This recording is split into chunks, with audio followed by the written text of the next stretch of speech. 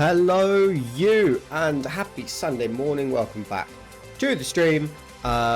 Started early today, super early. We're actually a couple of hours, well, like 1 hour early for our regular stream time. Also started the stream with a minute left on the timer because we aren't wasting time today.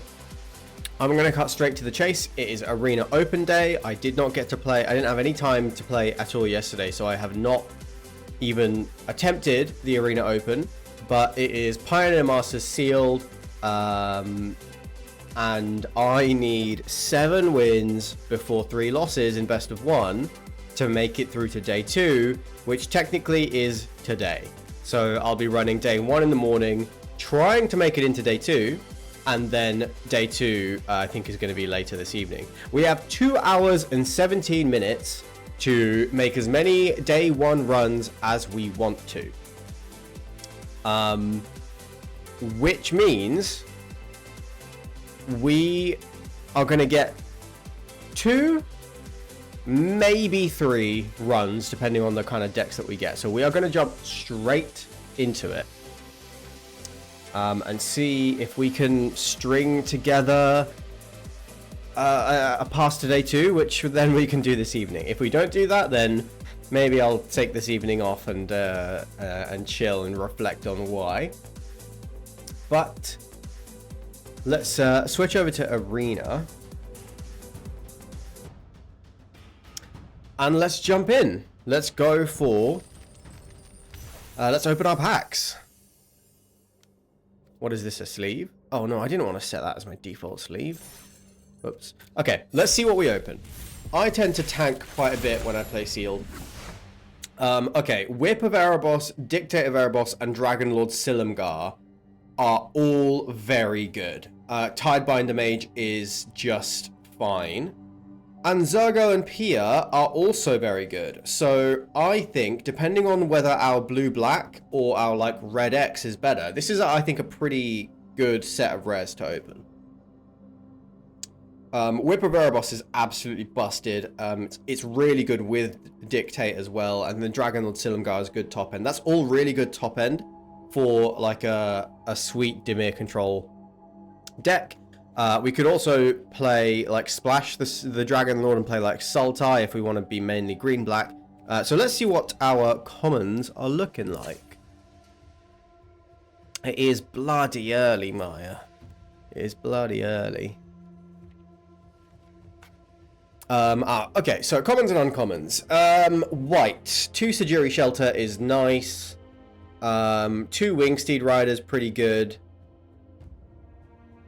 1 Stasis Snare, so a little bit light on removal. And not really that exciting. 4 Cloudfin Raptor is kind of nuts. 1 Mizium Skin, so in blue we have the Essence Scatter, 2 Wind Rider Patrol, that's not really that good. Other than the 4 Cloudfin Raptors, not that good. Black, so we have 2 Zulaport Cutthroats, that's pretty good. A Basilica Screecher, we've got 1 Cruelty, 3 Return Centaurs is a bit sad. Although maybe that's good. We do get the 1 Gurmag Angler. Nantico Husk is pretty good. The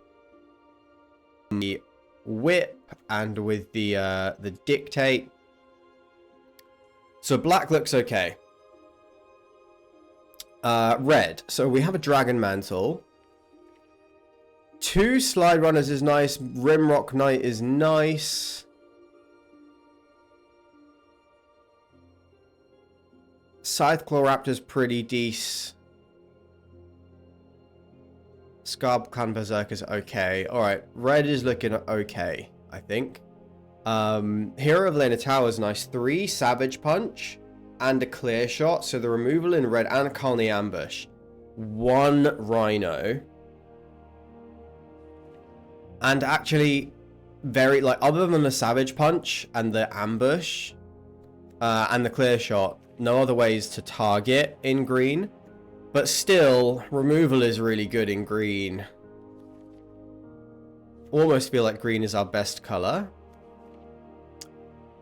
Okay, let's have a look at our gold bordered cards. So we have a Tone-Bound Lich. I think it's going to be hard not to play, and a Dimir Guildgate. It's going to be hard not to play Dimir, even if the... Well, we'll have to see. Black-White, also interesting. 2 Thunderclap Wyvern is pretty interesting too. There's a Catacomb Sifter, an Anax and Simeda 10th District Legionnaire, 2 Martial Glory.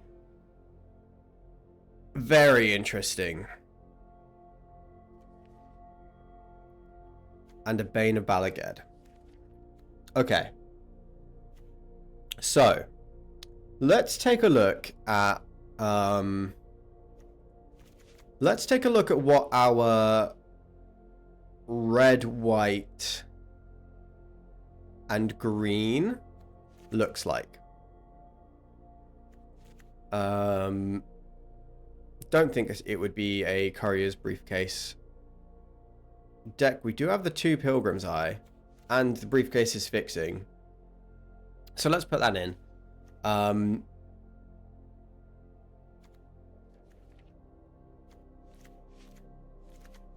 Yeah, we would definitely play all of those. We would probably, yeah, we'd play Pulse. Actually, do you know what? I'm not sure about Pulse. I think we'd probably be the more aggressive deck. Yeah, do you know what? I'm gonna backtrack on this and see what our lean red-white looks like. Get these lands out of here. So we don't have a red-white dual land. That is fine. Actually, what lands do we have? Let me have a quick look at this. What do we have in the way of fixing? We have 4 black Guildgates, 1 blue, 2 white, 2 red, and 3 green. So black and green might be easier colors for us to splash. That's worth thinking about, worth bearing in mind. Okay, so what does our red-white deck look like? Definitely playing all of these, playing this. I guess I would play Stone Shock. I think it's playable, and sometimes you just need a big dumb creature. Not sure about the Boundary Lands Ranger, but fine. Gate to Blaze does nothing. In white, we do have the 2 Sajiri Shelter, Stasis Snare, Wingsteed Rider, Knightly Valor. Probably would play Imposing Sovereign in an Apparition. Not sure about the Swift Reckonings. I don't think that would actually be very good. I don't think Syndicate Messenger is very good either.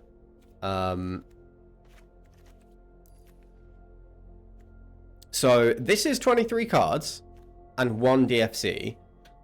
Plus we have the 2 shelters. But we honestly, this is... we could run it like this. If we ran it like this, what do I don't know if we'd play the 2 Pilgrim's Eyes, though. Not if we're not splashing. And if we're not playing the Pilgrim's Eye... Oh, we're playing Dragon Mantle. Oh, and Zergo. Oops, I missed those.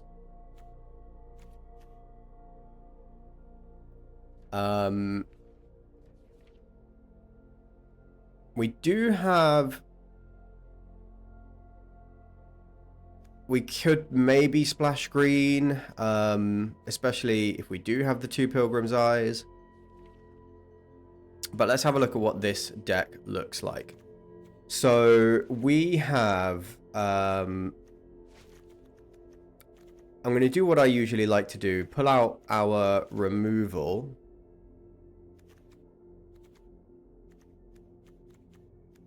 I think that's it. I think that is it. Just Stasis Snare. Which is definitely not good enough. So we probably need to splash green. We have how many creatures right now? 18 is good. And we have 1, 2, 3,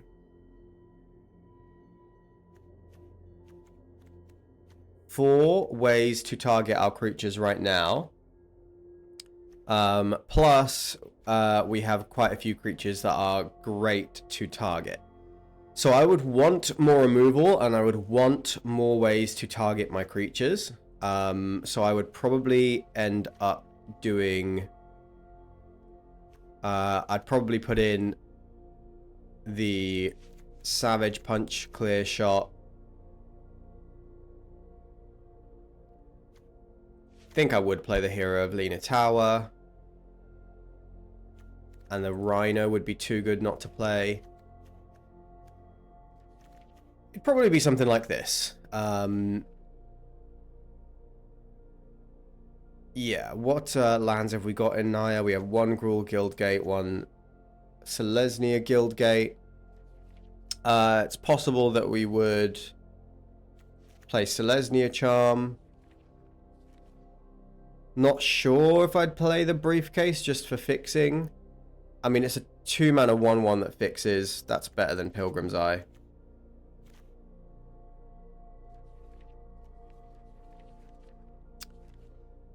Yeah, so I would probably... Oh, there's a Colony Ambush as well. Probably looking to run it like this if we're doing these colors. So then what would be the cuts? We've got 2 lands in here. We probably we have 1, 2, 3, 4 DFCs. Green is the splash, and we do have the Colony Ambush and 2 green dual lands plus. Well, yeah, Courier's Briefcase is a bit weird. Okay, yeah, so green is the splash here. I need to... We've got 2 lands in here, so I need to cut... Might be a 16 land deck. I need to cut 10 or so cards. So I think the Giant can go. With quite a few 2-drops. I think I'd rather have the Slide Runner than Keening Apparition. Imposing Sovereign, maybe. Does the Looter get somewhere? We do have quite a few... Like, we are likely to have a creature with power 4 or greater. But we have Rimrock Knight, 10th District. The loot could be useful. Not really a fan of Imposing Sovereign. So I'm going to cut that.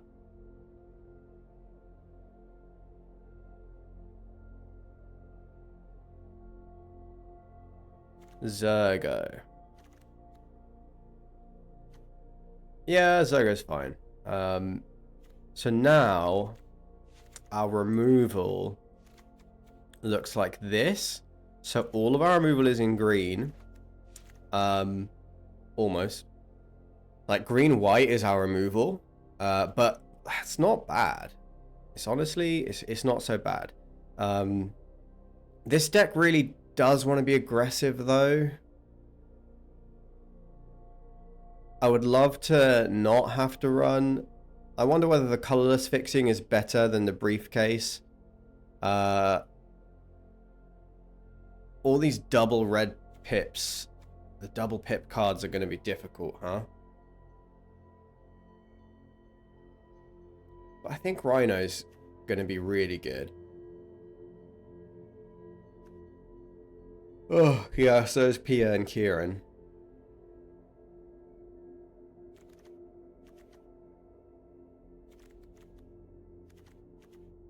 Scarb Clan and Scythe Claw are really good.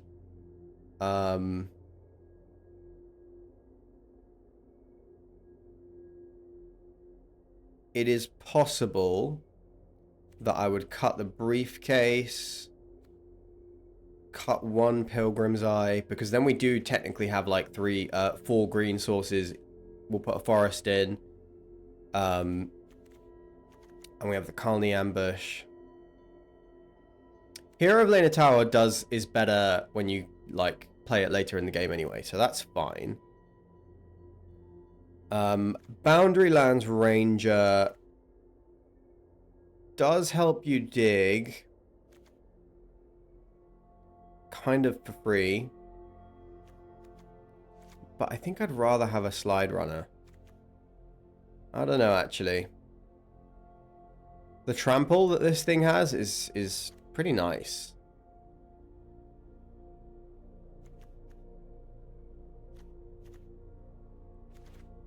So that's a potential cut. Don't want to cut any of my other 2-drops.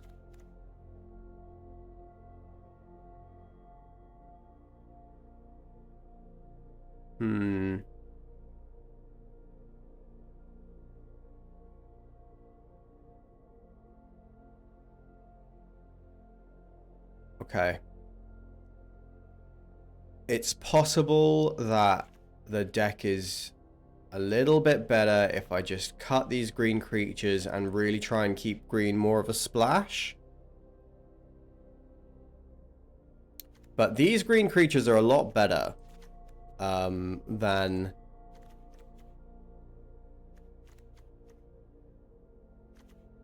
some of the red creatures we have. Scytheclaw is really nice. Scabclan Berserker is really nice. Wingsteed Rider is really nice. Yeah, all of our 3-drops are really strong. Our 2-drops, not so strong, but they're super important. It's super important to curve out with those in a deck like this.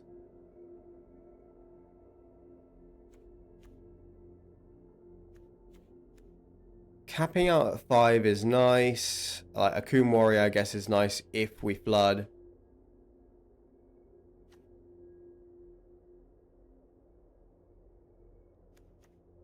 Stasis Snare might be a bit bad.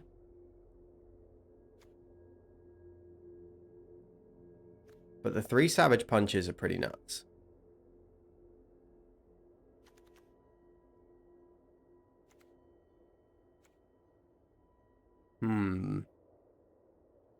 Yeah, 29 cards right now. I mean, we have got...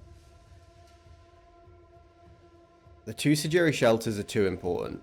I could see playing the Kalni Ambush and the Akun Warrior as lands. So I'm happy to consider them 1 land. So if we have 3 lands in this deck right now, we're effectively at 28 cards, really. We probably want to have...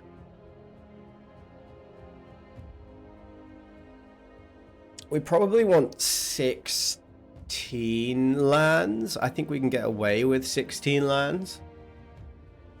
And we already have 3 of those.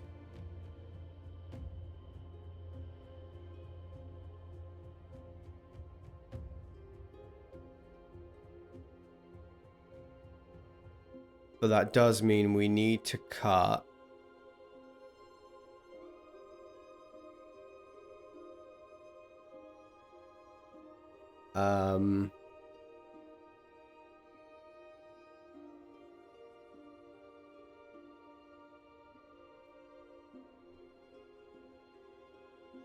Yeah, we need to find some more cuts. Okay. I need to focus. So with the 10th District and the Gnarlback Rhino, maybe Boundary Lands Ranger can go.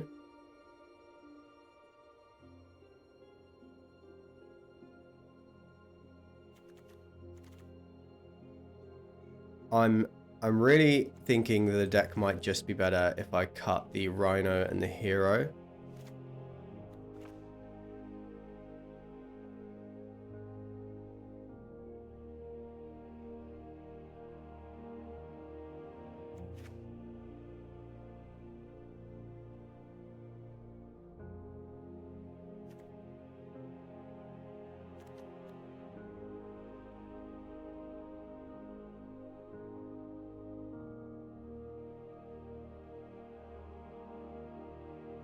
Yeah, I could probably just make 1 more cut.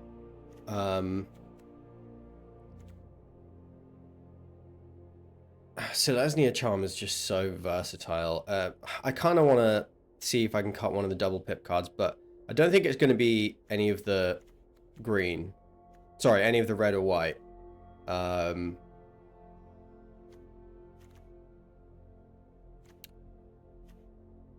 Is Zergo that good? If you don't find him on turn 1, he's so bad.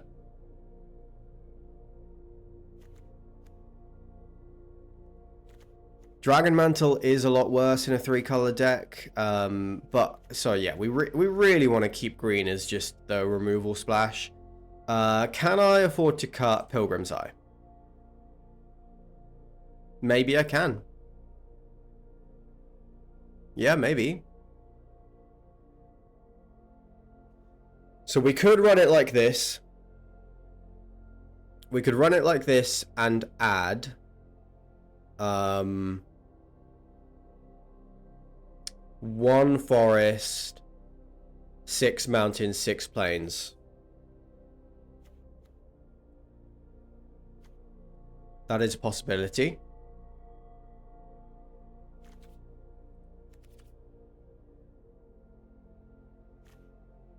Yeah, okay. I'm going to take a screenshot of that. And we are going to now have a look at what Dimir looks like. So, cutting over to Dimir. Well, we have our 4 Cloudfin Raptors. Skin, Essence Scatter, Tidebinder Mage, Naiad is fine. Gatekeepers is bad. Sight Beyond Sight is good. Wind Rider Patrol is fine. Illness in the Ranks. I mean, is this... It's possibly good. It just... I don't like possibly it being a completely dead card. Screech is fine. 2 Cutthroats, Rogue, Husk, Cruelty, Disciple. Unsure about how many Return Centaurs I would play, but certainly Whip, Dictate is all good stuff, is all playable. Nothing else playable there. And then of course we have Tonebound Lich, Silumgar, Guildgate. If we wanted to splash red, we'd get access to Dreadball. If we wanted to splash white, we'd get access to Oligarch.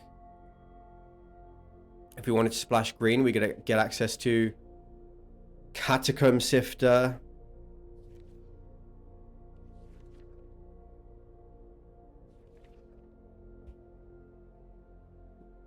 Okay.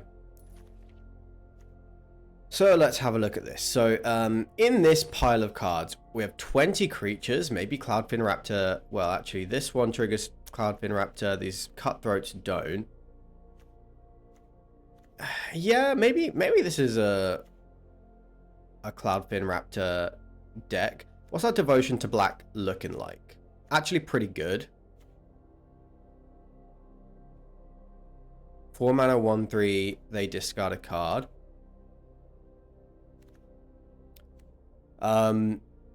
Okay, so this would be definitely a 17 land deck. We have 1 DFC. So I'd probably still be looking to more or less play 17 lands, because Blackbloom Rogue probably is going to be a relevant creature.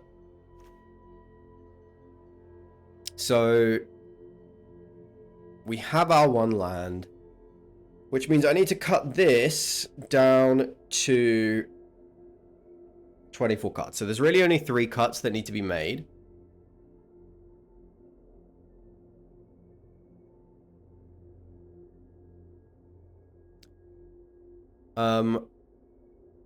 The problem with this deck is, like, Nantico Husk can exile, can sacrifice our own stuff, and that's pretty much it.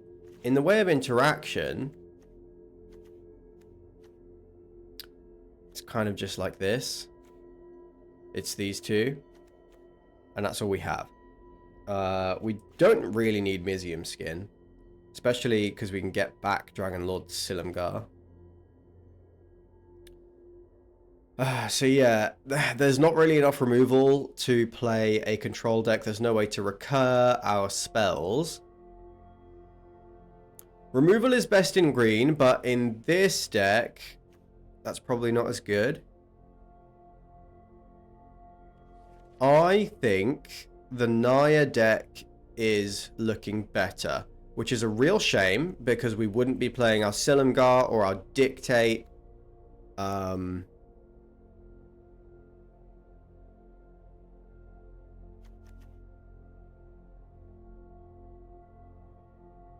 But the interaction is much, much better.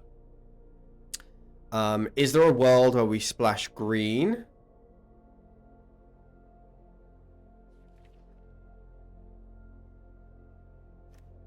Did I put Rimrock Knight in the Naya deck?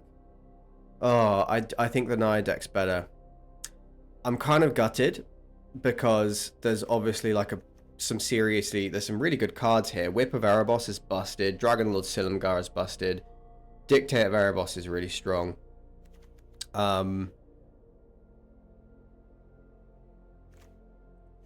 Yeah, but how does this deck win? Like, just Zulaport cutthroat them to death? I guess Cloudfin Raptors in the air are pretty good. If our curve is like Cloudfin, Screecher, Rogue or Lich, Centaur, then these Cloudfins are pretty good. But like we have Sight Beyond Sight for card advantage. Tomebound Lich does help us dig. We don't really have any recursion from the graveyard. So we don't need the 3 return Centaurs. Yeah, I don't know if this deck really makes playables. Like, I would probably not want to play any of these return Centaurs, to be frank.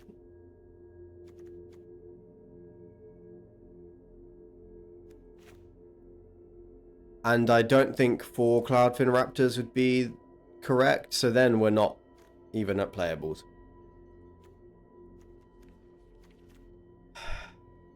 Okay. I think it's going to be the Naya deck. I mean, of course we can change partway through. If we feel like it's, if we feel like it needs to, if it's bad. But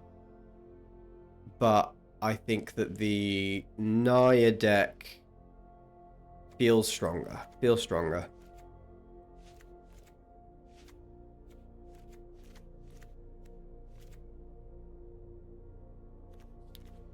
It's a shame to miss out on these good green creatures, but I think just bringing in the removal is wise. There's our Gruul Guildgate, our Selesnya Guildgate.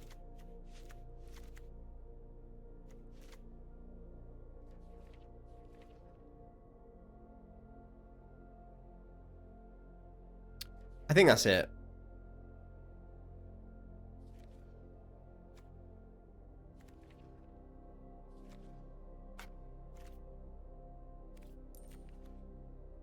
Yeah, I can't remember exactly what we did, but I think the deck is something like this. So actually, in the way of targeted effects, we have 1, 2, 3, 4. I think Boundary Lands Ranger got cut. 4, 5, 6, 7, 8, 9, 10, 11, 12, 13. That's really good.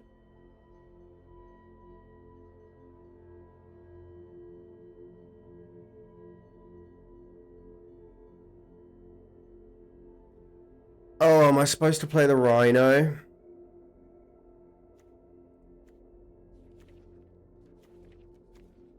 I don't think I can play the Rhino.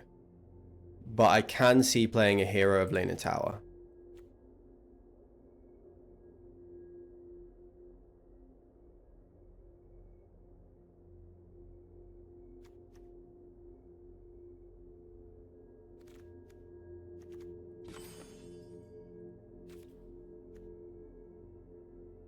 Why are we so low on creatures?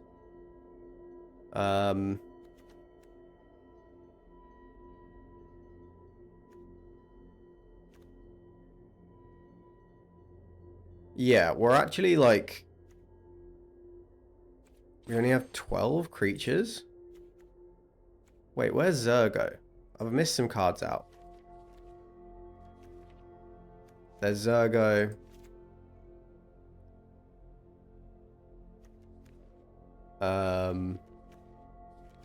Yeah, I haven't, am I missing some stuff?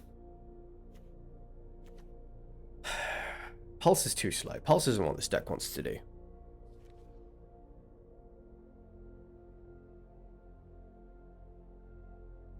Is Sultai the way to go?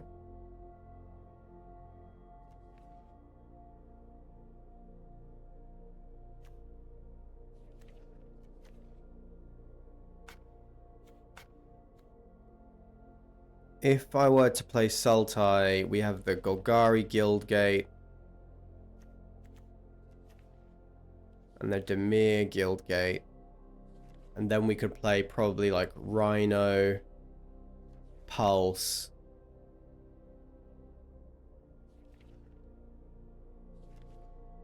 We'd have a bunch more removal, but we would be depending on our creatures to actually get there.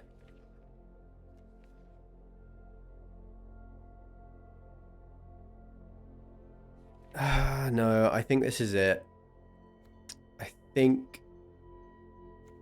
this is good. I think this is where the deck is. We've just got to trim it down. I don't know if I'm playing the Rhino or not. I think it's really good. I just don't know about the double green.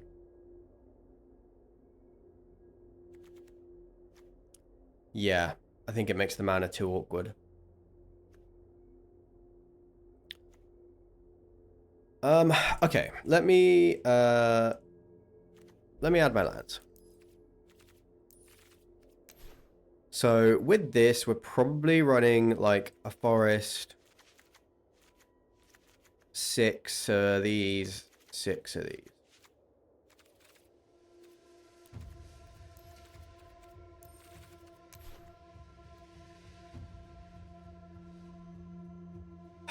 Okay.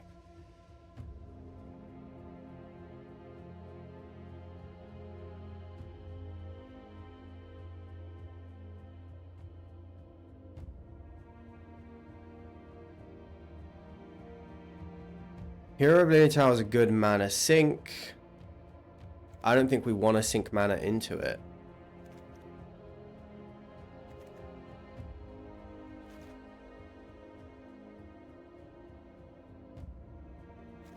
Not sure. I'm really not sure if we're playing these cards. But still, right now we have 15 creatures. That seems too little.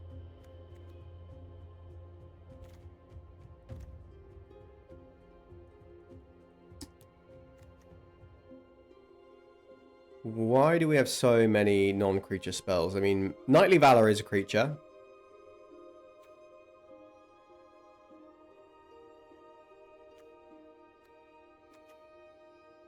Selesnya Charm can be a creature. I am not sure if we need Stasis Snare. But if we only have fight spells, is that, like, risky?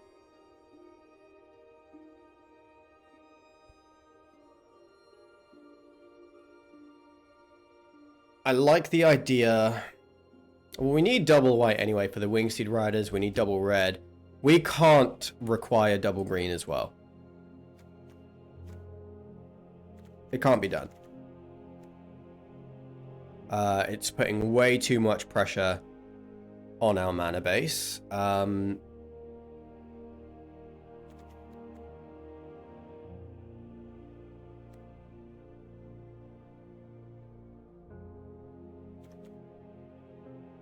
I can see the cut being a Savage Punch.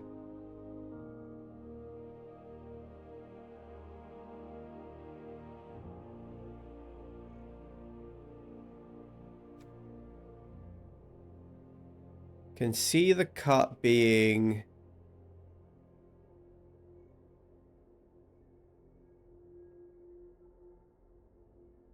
Hmm.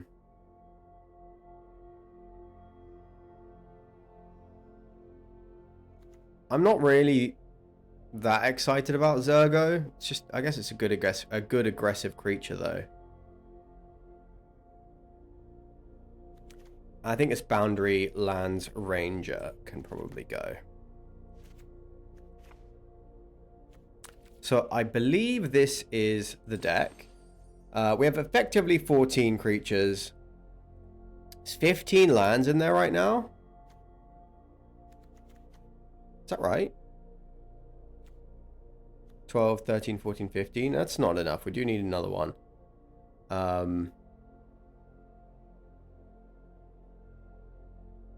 Oh, frick.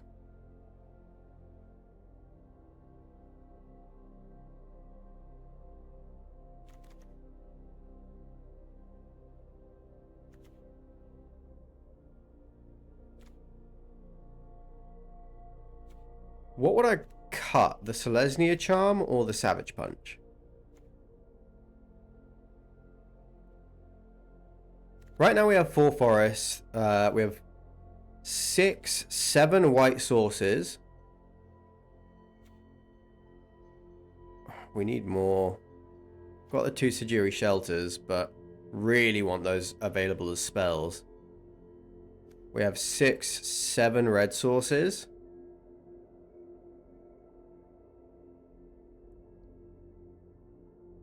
Okay. I think what I have to do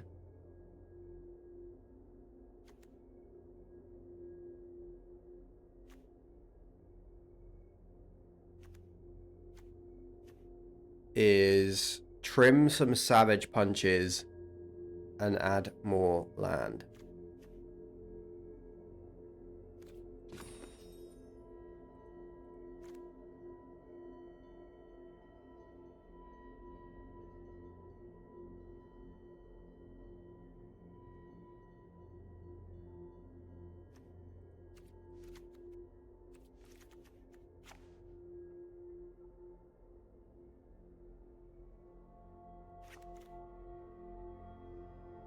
Yeah. I think it might be like this. So then we have 8 white sources, 8 red sources, 4 green sources.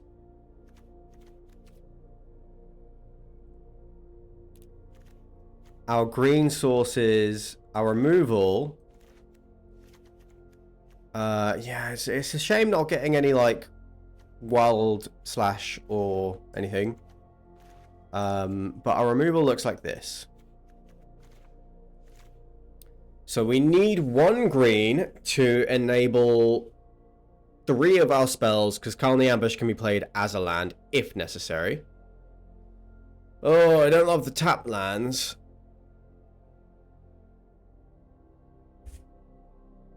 But I think we try it like this.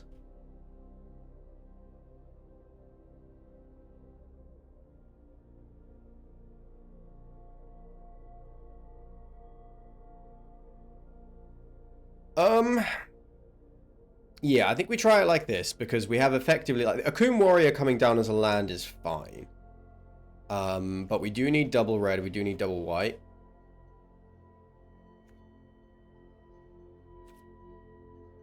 These things have quite a bit of reach. We have ways to protect them. I think this could be good. I think this could be good. Okay, let's play.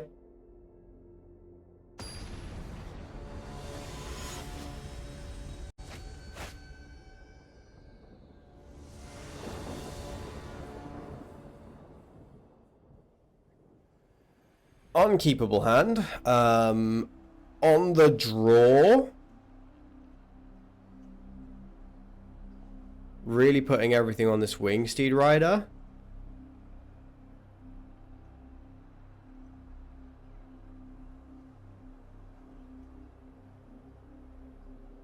Yeah, this is way too slow. I got to mulligan this. This is much, much better. Possibly just putting back a land. I do need double red.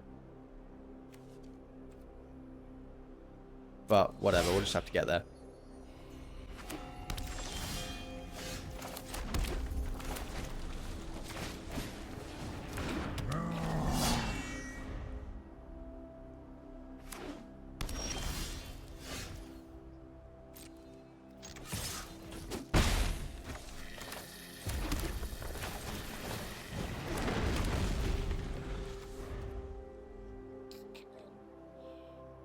Playing out that Sajiri Glacier, which is quite nice.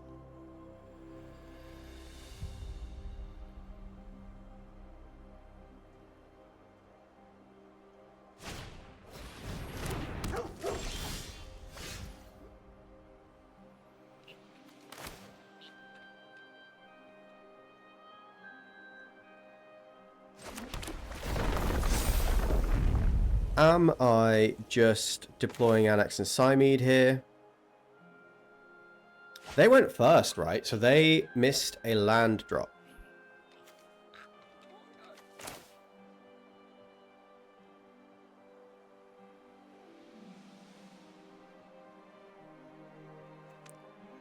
Kind of tempting to just trade off for this creature, because they probably have to just commit to the board again.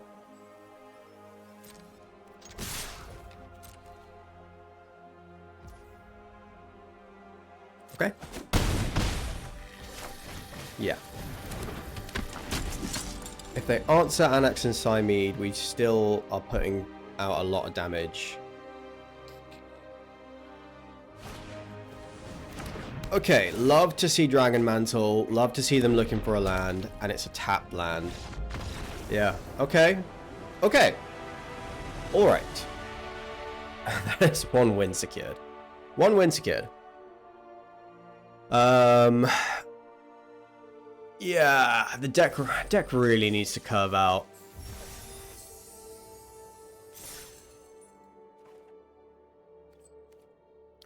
No reason to not go again.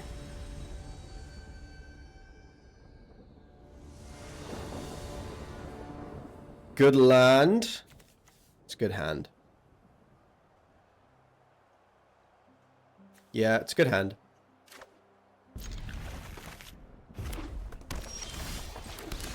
Okay, yeah, I'm kind of done with the lands. Do not need any more. Do not want to see him. Witch's Mark, turn 2. I like to see that. That's basically a mulligan.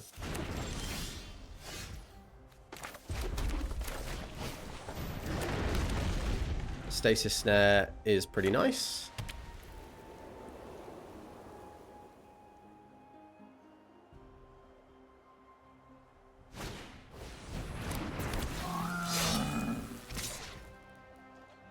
Dashing the Zergo is interesting. Goes back to hand, right?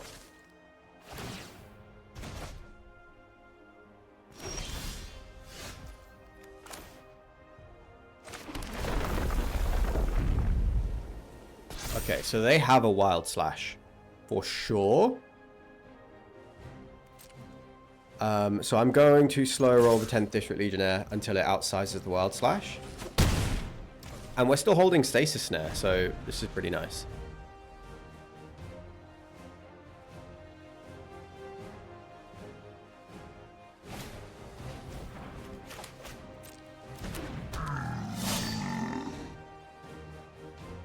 Zergo does just nothing.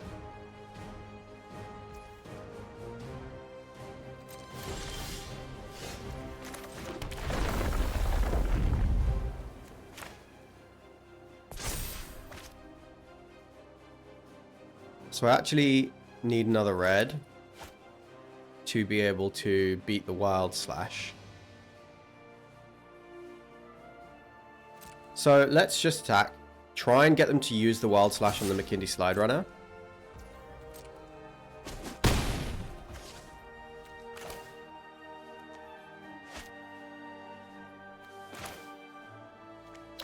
I don't want to, like, if they're not using their mana right now, I'm gonna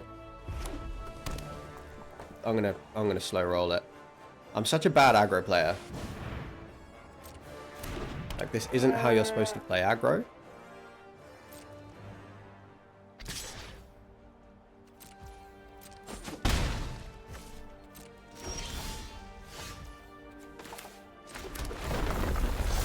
I can see just Knightly Valor now.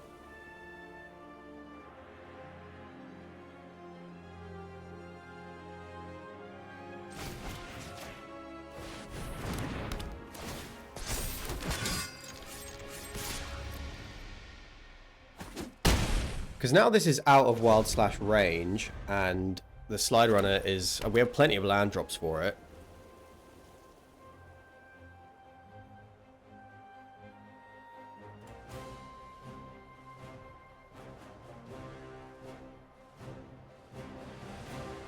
Dealing 8 next turn.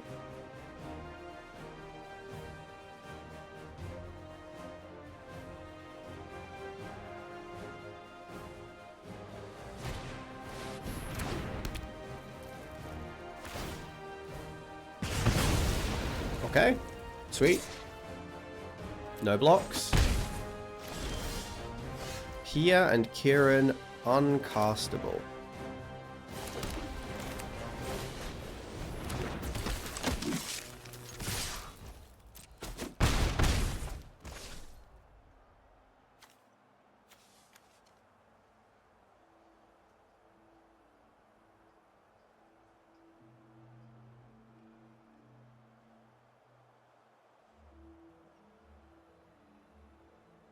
I don't want them to be able to give this protection from white.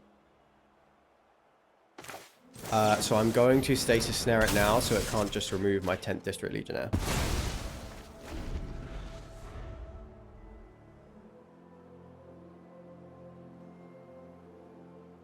If we untap with either of these, we have a lethal attack. Yeah, I didn't want for them to untap, try to use this, and then be able to Sajiri shelter it.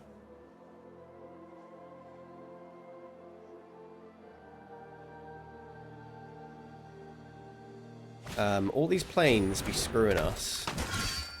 First Strike and Lifelink. That is good. Clear Shot is pretty busted.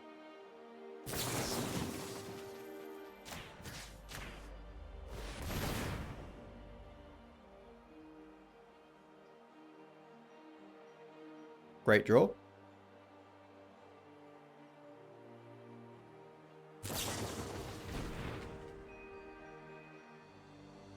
I don't do anything.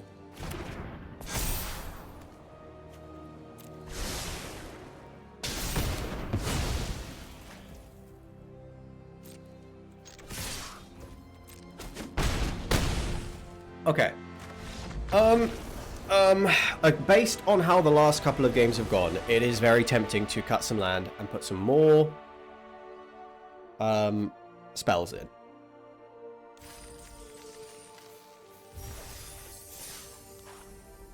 I think because we have the Akun Warrior, the temptation, we do need double red more urgently than we need double white. No, we have 2 red pip cards. Yeah, we have, like... yeah, we need double red slightly more. But we have the Akun Warrior for that. Is this a 16 land deck? That's what I want to ask. I think it probably is.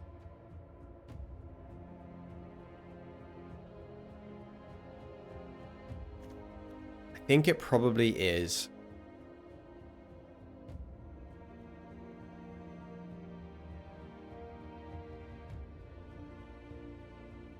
We need red earlier than we need white. So I'm going to cut a plains. And, imposing Sovereign could be interesting.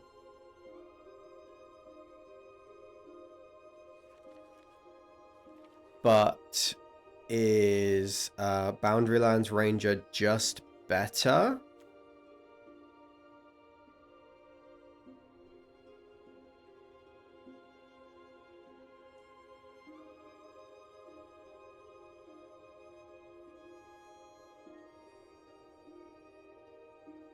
can see boundary lands being just better.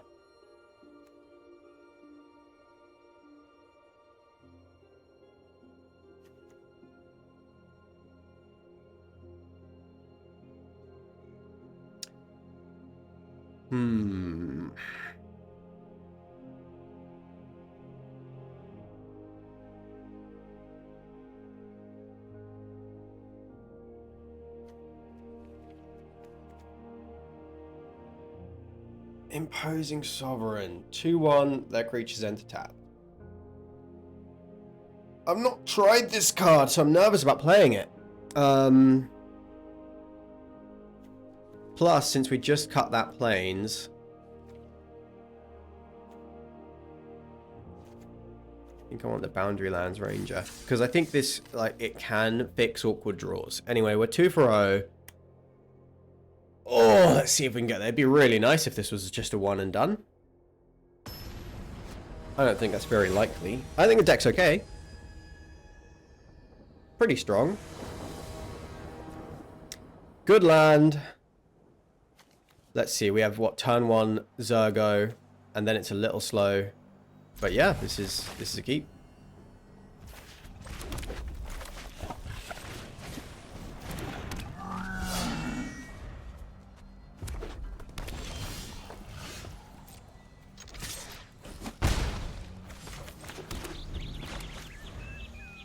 We have Scytheclaw and Selesnya Guildgate online next turn. Love to see that.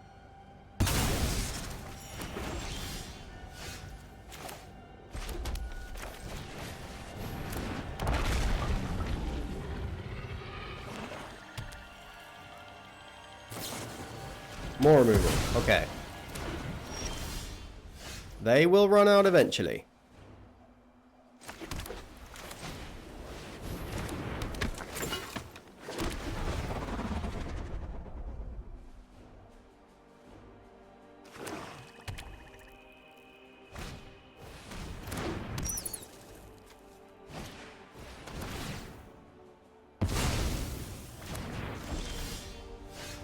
We are...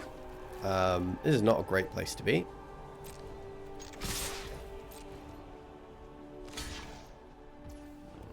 Probably got to do this.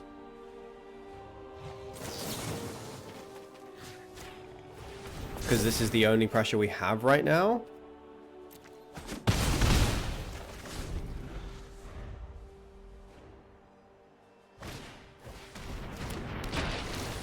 Butler's fine. What's down here? Nothing really. Yeah, they only have 2 cards left in hand. Now, we only have 2 mountains in hand, which is much worse. 10th District Legionnaire is pretty sick. What does... what do you get back right now? A Basilica Screecher? I think that is fine.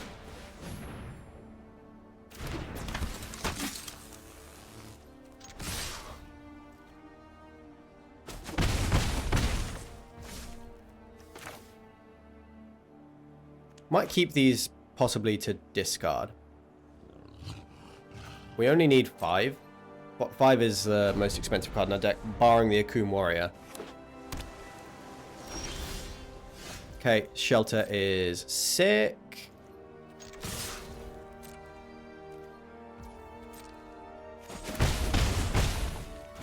Now we'll play the Mountain, because if we then draw Knightly Valor, we can do both of them.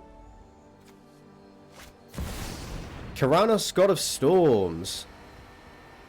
Reveal the first card you draw on each of your turns. Whenever you reveal a land this way, draw a card. Whenever you reveal a non-land, deal 3 damage to any target.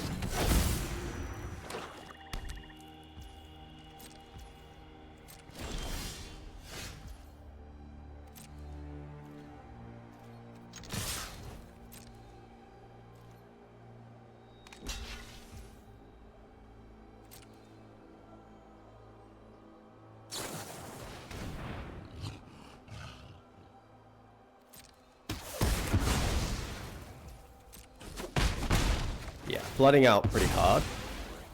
This is why we brought in the Boundary Lands Ranger.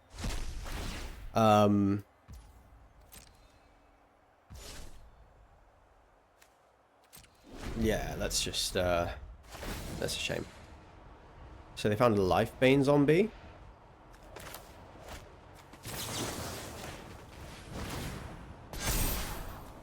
Man, more that. Pro red.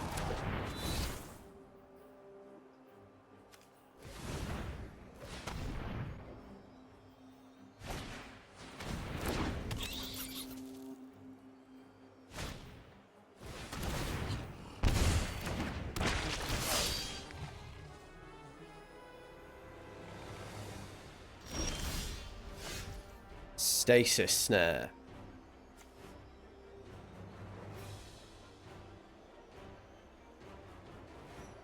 I guess. Yeah, I've got to do this. I've got to try and get them dead. Hope they brick a little bit. But we've flooded out pretty bad. So yeah, they got their 3 damage. That's unfortunate.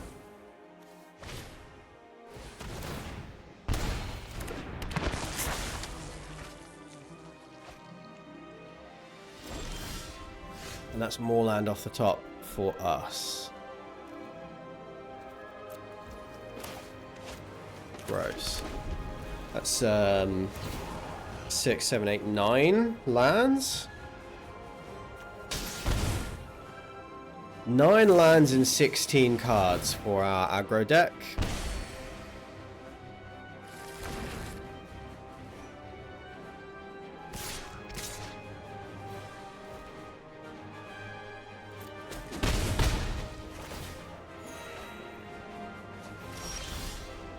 Akun Warrior.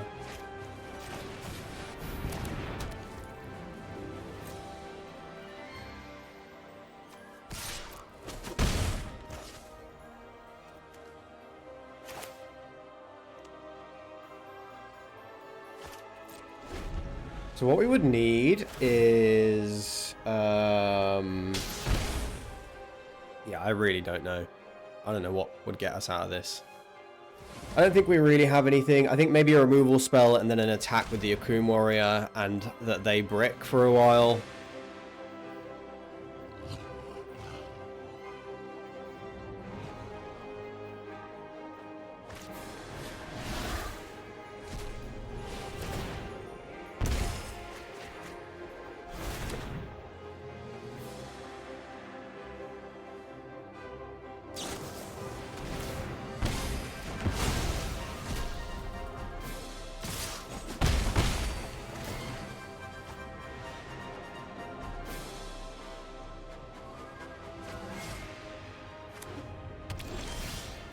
More land.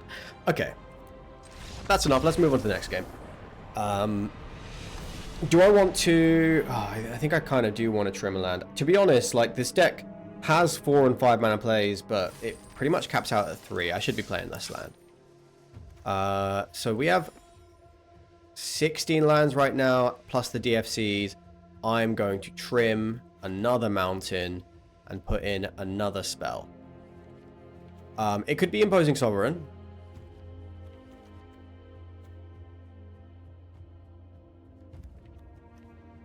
Yeah, it could be Imposing Sovereign.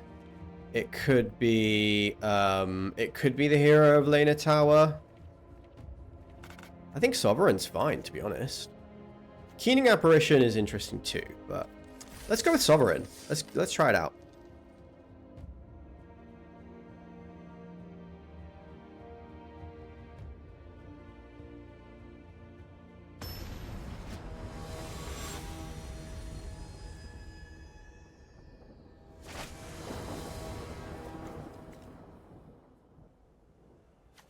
Very uncomfortable with this hand.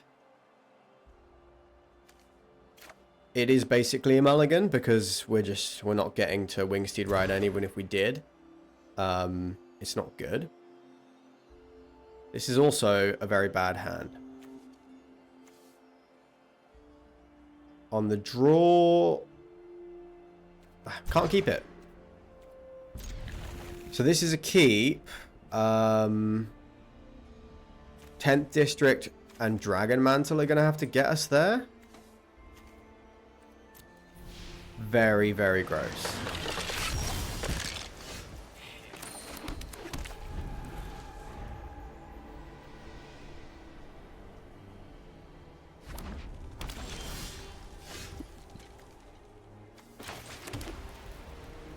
I can't just play 10th District into an Essence Scatter.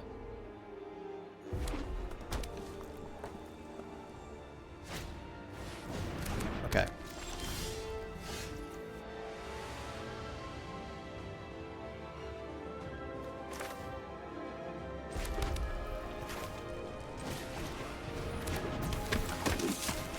I think opponent, I think Arena is doing like double music. That dumb thing that it does. Do you get me anywhere? I don't think you do.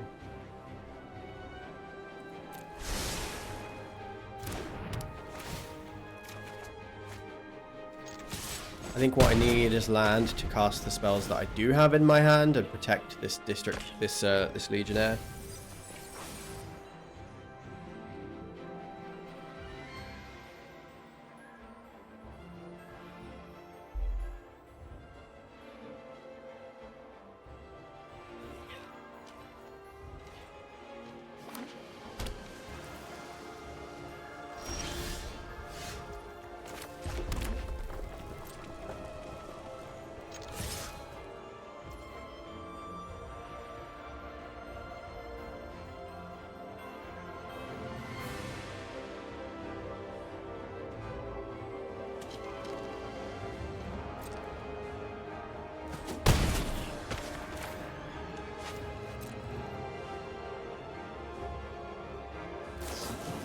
Got to use my white mana very, very sparingly, unfortunately.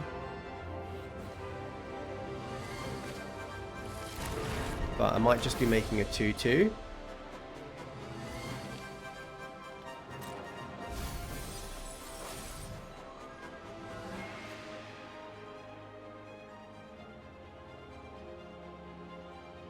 They don't do anything, we'll just make a 2/2.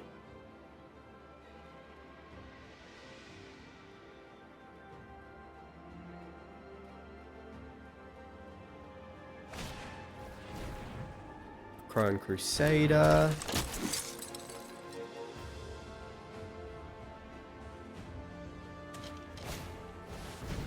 And an Illusory Angel.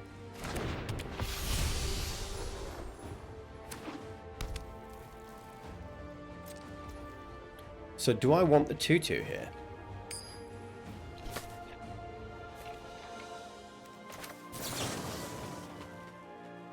Yeah, I do.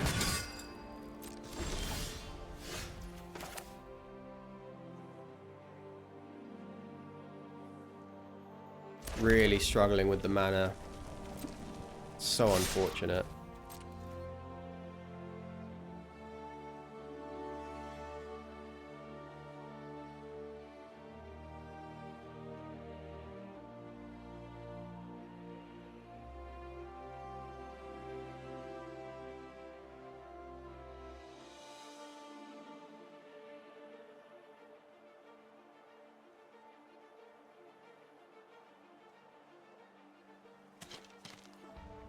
They haven't had any way to interact with the 10th District Legionnaire. That is the only saving grace. So I could Martial Glory here, make this 5, trade with the Angel. Yeah, you get plus 3. You get... Don't need more land.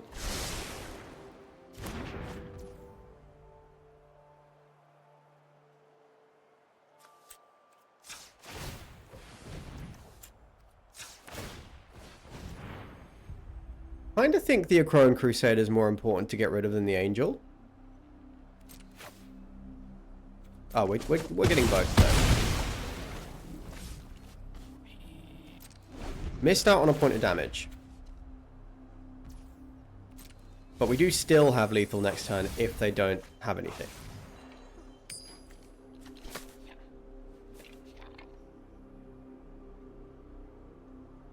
Please don't have anything. Please just brick. Okay, we win.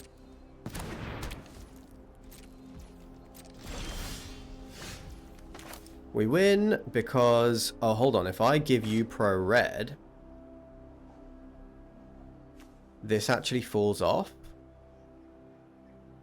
So what I need to do is pump it up first and then give it pro.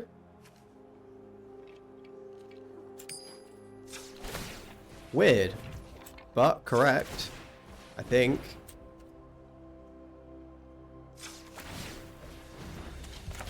For exactly lethal.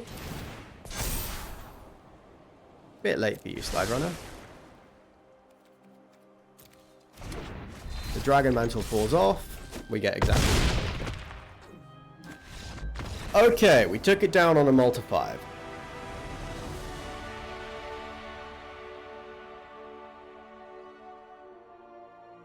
We took it down on a multi-5, and I want to make another change. Yes, that's right. Boundary Lands Ranger out. And I think Pilgrim's Eye in, and possibly a second Pilgrim's Eye.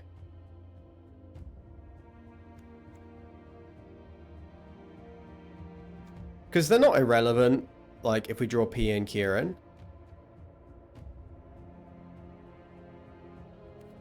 How many lands are in the deck right now? 15? Not going lower than 15. But, yeah, the fixing from Pilgrim's Eye, I think, could possibly help quite a bit.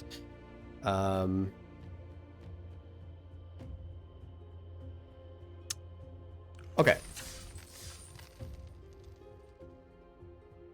3 and 1.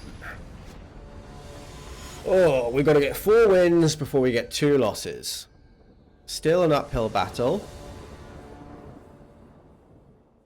Okay, good hand, kind of. Curves out well. Do need to find another white.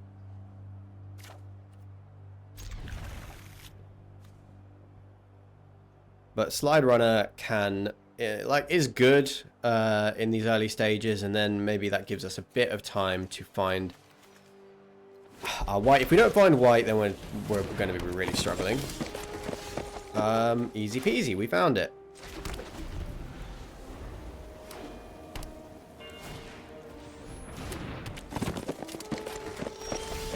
Two Trailblazers.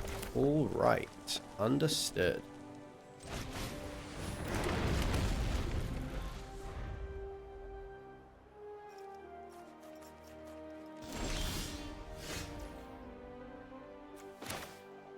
They missed a land drop.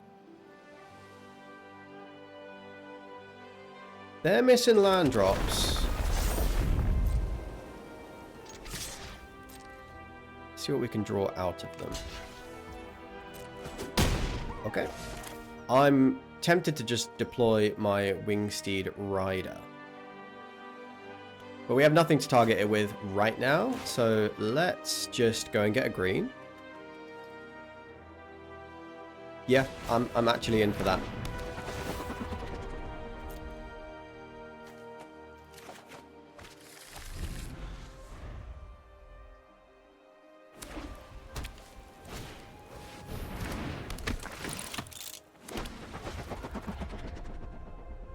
Yeah, Crafter. They're tapped out right now. So I can see using...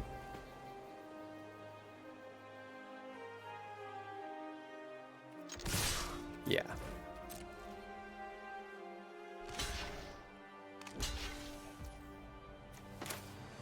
So we're gonna Selesnya Charm.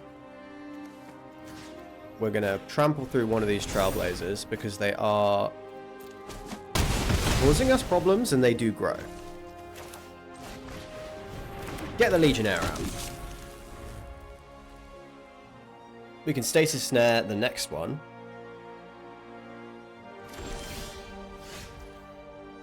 Shelter is nice. We're just a little constrained on white mana.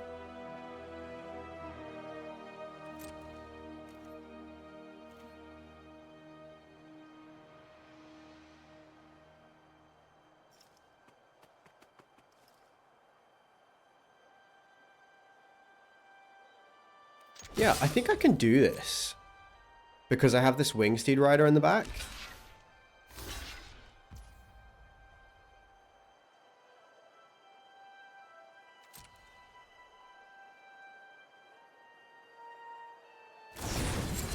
There's a Rimrock Knight. And in response, we're going to Stasis Snare.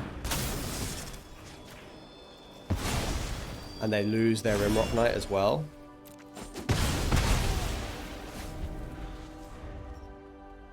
Devastating. Zergo! You are... I don't know how relevant you are, my friend. But we can play you out.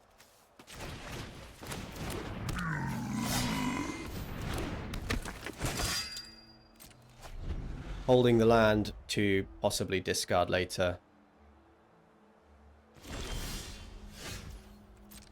This is a rather winning position.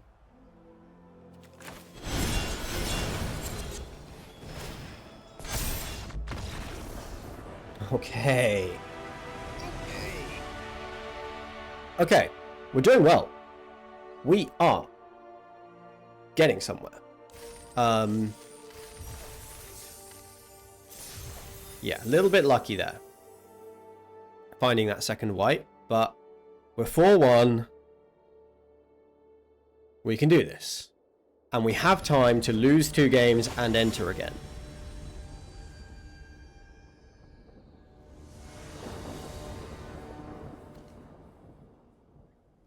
Keepable hand.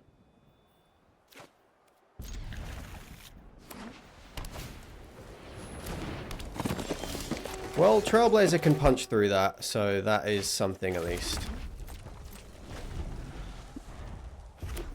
I mean, Slide Runner can punch through that.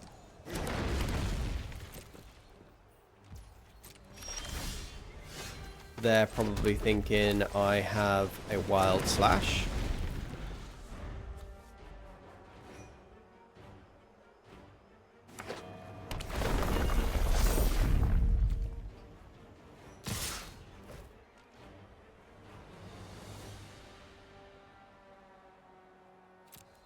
Not going to block.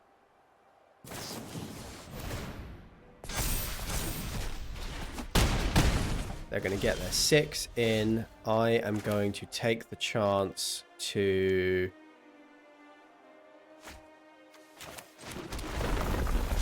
get my Scarpan Berserker going.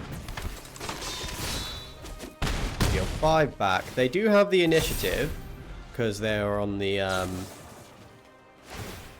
play, but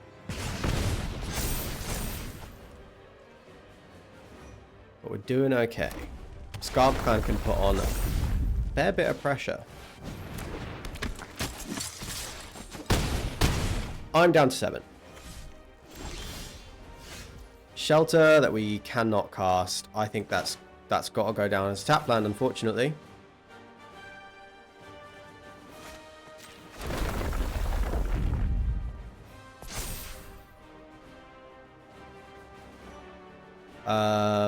They have 2 cards left in hand. They have an attack for 6.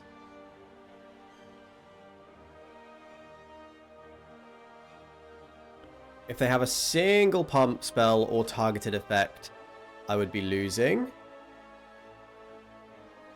So do I keep back a blocker?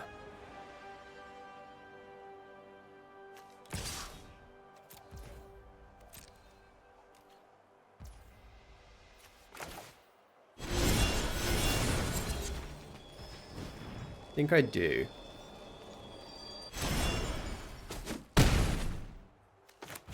Because if we can get enough pressure on them, then they can't cast non-creature spells. We have a little bit more reach than they do right now. Okay.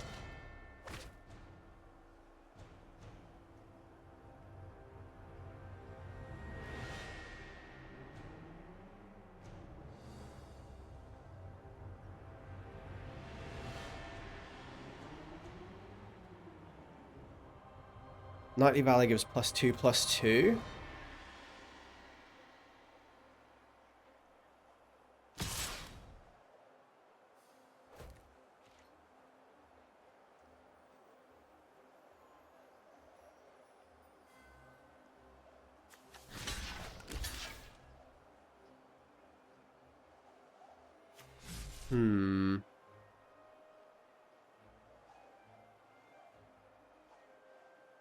Can I afford to take 2? Yeah, I can. I think I have to. So we're going to go for Knightly Valor.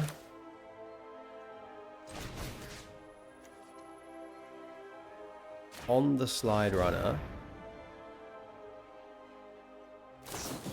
There's a Wild Slash.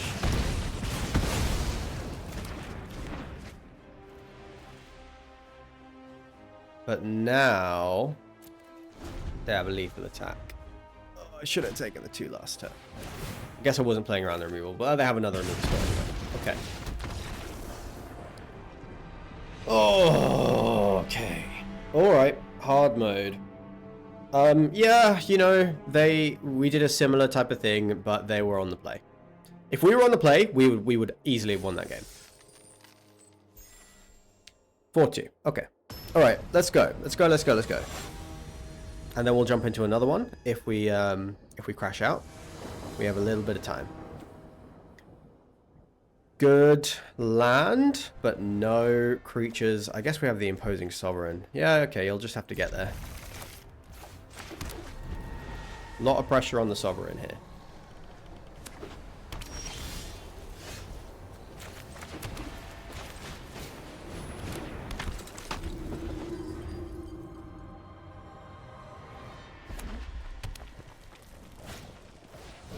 Silk Wrap the Sovereign.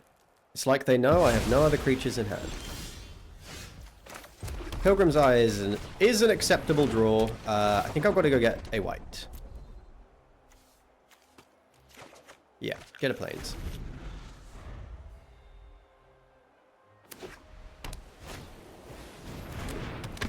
They have a Sovereign of their own. So this might just be fire-breathing Pilgrim's Eye. Honestly, seems okay to me.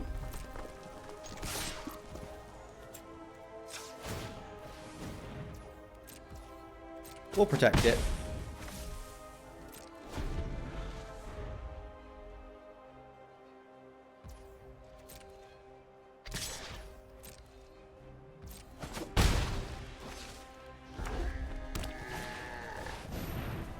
War Oracle. So the lifelinker does need to go. So let's go Mountain.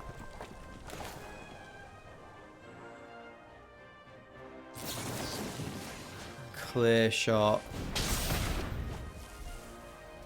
Shit.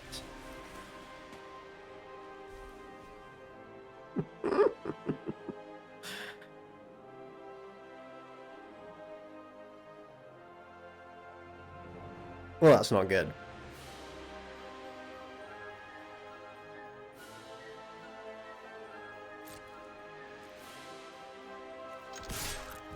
Oh my god, I can't believe I did that. Fuck's sake. Did not need to be making mistakes like that.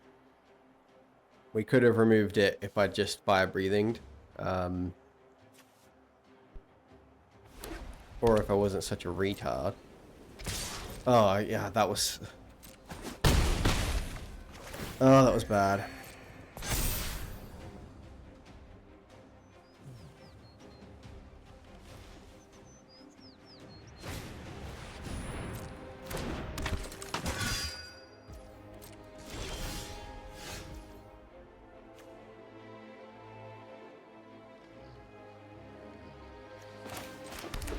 Okay, so what's the way out?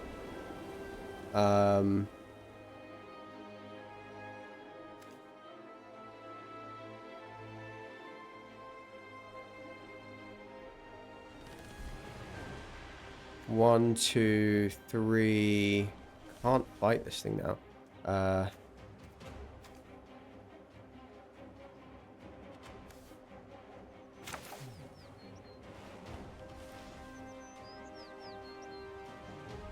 Bad if they have a removal spell, but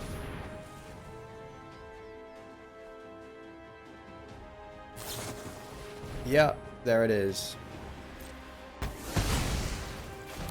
Alright, that is this game lost. Unfortunate, but we have time.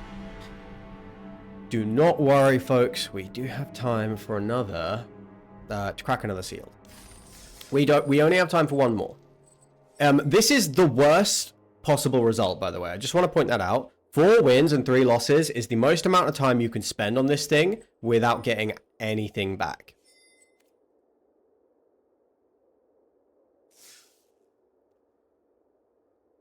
Okay, we're going to take a short break, and then we're going to be back, and we're going to have our one more run at this.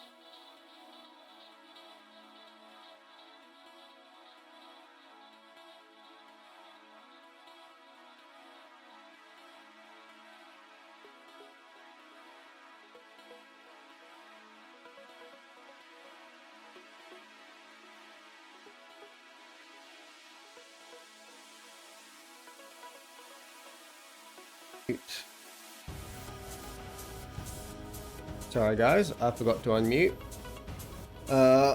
Oh, we're back. Okay, so we got time for one more shot at making day 2. 2 shots is pretty difficult anyway, because sealed is such a, like, best of 1 sealed is quite a luck based format, you know. Although that one was a little weird. The games where we got screwed, we actually managed to win, well, for the most part, but we did get a bit flooded. But that was my fault. We had a low curve. I should have played less lands from the go. Nevertheless, it is not the time to be defeated. It's time to crack open 6 more packs. See what we can do. So, interesting. Behold the Beyond is useless. Mogus is very interesting. Painful Truth's pretty good. Another Zergo, a Scourge of Valkus. What does Mogus do? At the beginning of each upkeep, Mogus deals 2 damage to that player unless they sacrifice a creature of their choice. That's not bad, and it's pretty splashable. Painful Truth's okay.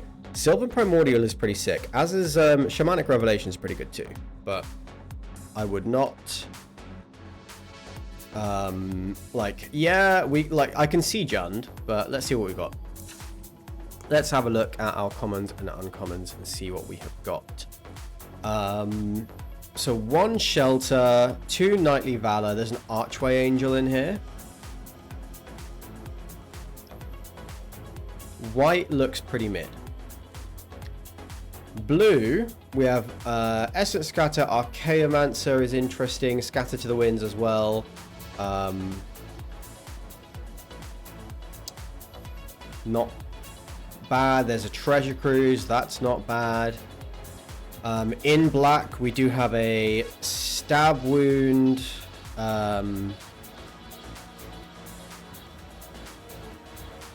2 Nantico Husks, a Cruel Revival, Abhorrent Overlord is really strong, 3 Gurmag Anglers. That's going to be tough to beat for any deck. In red, we have Wild Slash, Fall of the Hammer. We do have a Rimrock Knight, 2 Gear Crafters, Boulder Salvo. In green, Alpha Authority, Hero of Leaning Tower. That's really strong. We do have the Commune with the Gods, which, if we're playing Jund, is pretty good with a like just to turbo out Gurmags. Gnarlback Rhino is nice. Shamanic Revelation goes nicely with those 2. And we do have a Nylea's Disciple. So in okay, I think this deck is creating itself. Look at this. So we've got the Scarb, but Blood Tithe Harvester, Dreadbore, and Mogus is pretty damn good. We have a Dark Steel Ingot for Splash, an Evolving Wilds, and our Guildgate situation looks like this. So in terms of splashes, it looks like this. Rubble Belt Raiders is really quite sick for a, like, to just activate all your red pips. So our guild gates, we have got 3 blue sources, 3 black sources, 2 green, 1 red, 3 white. So let's see what the Jund deck looks like.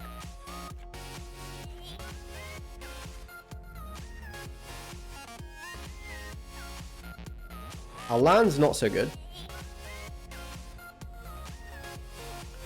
Halo Scarab might be something we can play. But if we're doing Jund, I guess we'll put the Halo Scarab in and see where we get to. Nemesis of Mortals is great. Shamanic Revelation is great. Disciple might be okay. Rhinos are strong. Commune with Gods is really good. Alpha Authority is good. Hero is good.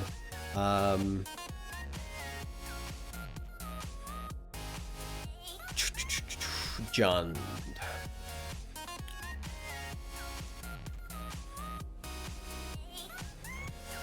I'm just gonna cut out all these, oh shit. Cut out all these lands. So I can think more clearly, although I am feeling pretty good.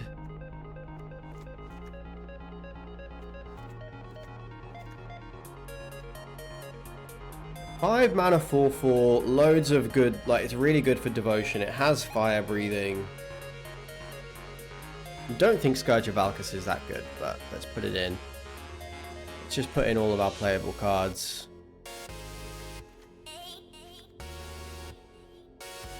Three Gurmags is sick. Abhorrent Overlord is so good. Cruel Revival. Stab Wound. Oh, there's Zergo. We'll take that. Nantico Husk, probably pretty relevant. Maybe we splash with a Treasure Cruise. Painful Truths. 3 mana, draw 3 in this deck. Maybe.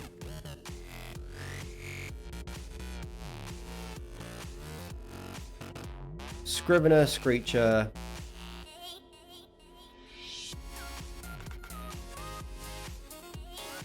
Yeah, that's kind of what it's looking like.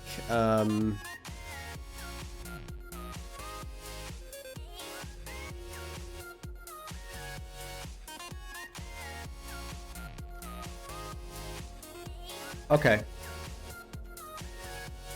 If we splashed white, which we have 2 lands to help us do. We could play the 2 Selesnya Charms, maybe the Oligarch, but let's have a look at what this looks like. We have loads of cards here. So if the central game plan is mill ourselves and win with Gurmag Anglers, Devotion Black is important, and also Devotion Red-Green is important. I mean, that's not good. But because it's super hard.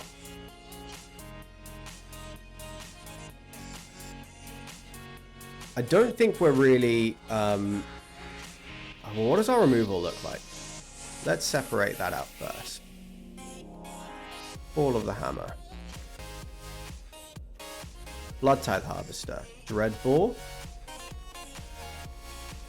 Stab Wound counts.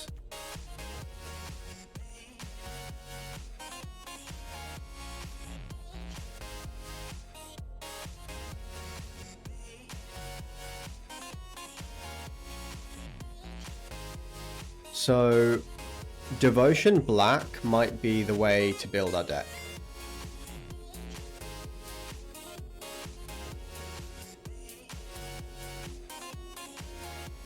It's possible we don't even need the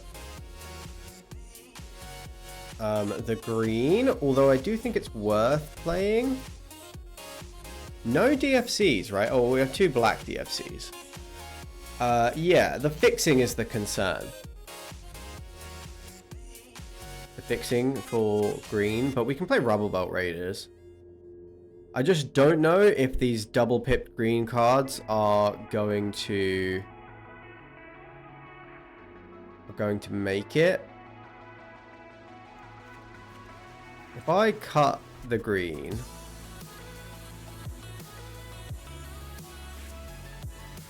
I think Commune with Gods is really good, though.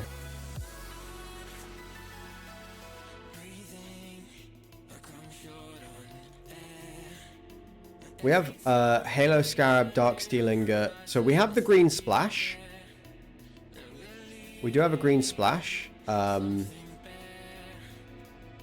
Oh, I do think I want to play 3 colors.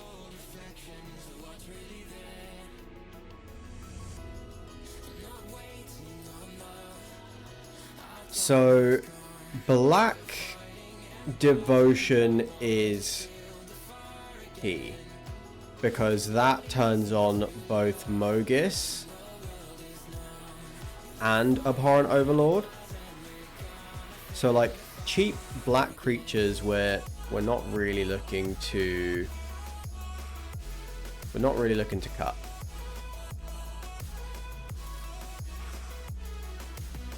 Scarf Clan might be a bit aggressive. Because we're not really an aggressive deck. We are trying to go over the top of what the opponent is doing. The only targets we have, like ways to target our own creatures, is Rimrock Knight, Fall of the Hammer. So that's not good enough for Labyrinth Champion. Unsure if we need these Boulder Salvos. With the 2 Harvesters, Wild Slash, Fall of the Hammer, Dreadbore, Stab Wound. Yeah, I don't know if we need these.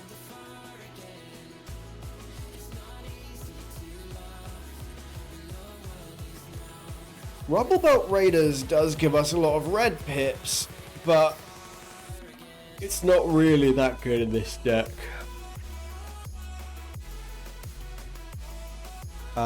Our Cruel Revival gets back Gurmag Anglers. Nantico Husk plus Gearcrafter is quite good.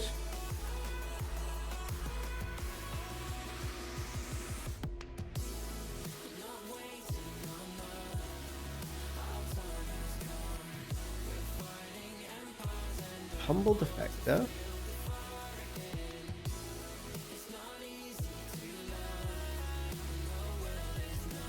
I guess it's okay. Yeah. Not sure if Rimrock Knight is what we're doing.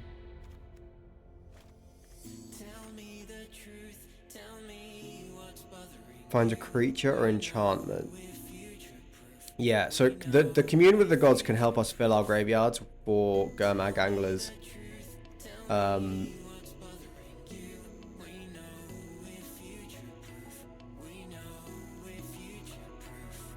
Yeah, I do think we're definitely red-black. Splashing green.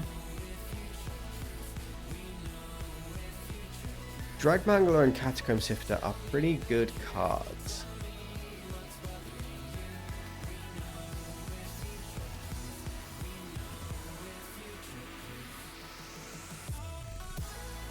Kind of like Scytheclaw Raptor and Berserker. Are these too aggressive?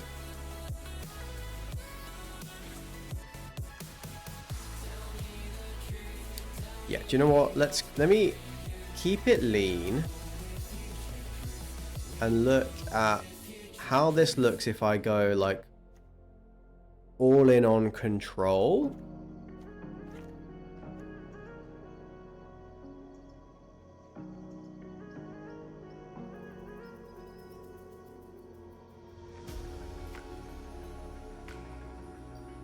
Yeah, so we've got we definitely are a 17 land deck.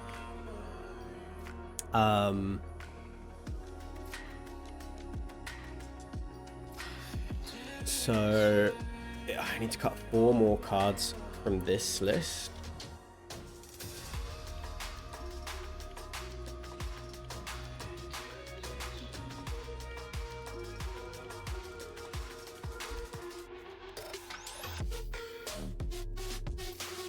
Maybe Humble Defector. And yeah, maybe Halo Scarab. If we're not playing a ton of green, then that's absolutely fine. We don't need the Halo Scarab. Don't know if we need the Dark Steel Ingot, because we literally, right now, we just need the green for Commune.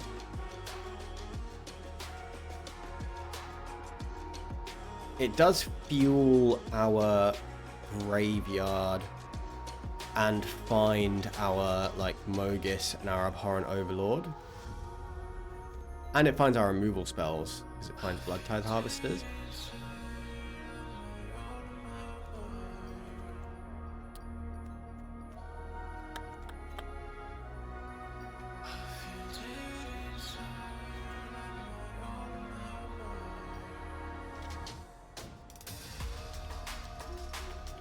I think Commune is good. Yeah. I think Commune is worth playing. Not sure about Dark Steel Ingot. Although it does ramp us, and ramping to an abhorrent overlord is pretty nice. Blood Scrivener I've found to be pretty mid.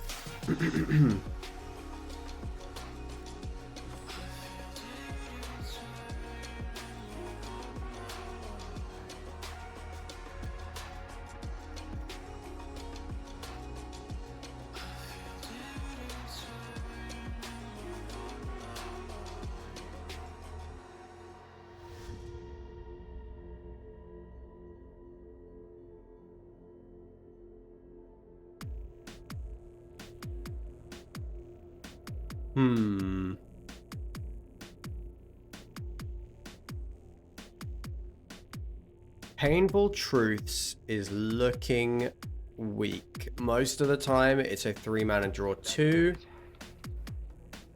And I'd rather have Commune. I guess there's the possibility that it's a... Yeah. That feels a bit weak.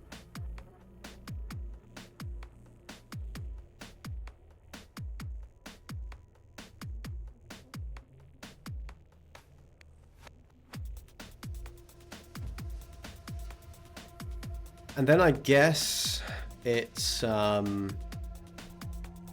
one Basilica Screecher. Yeah.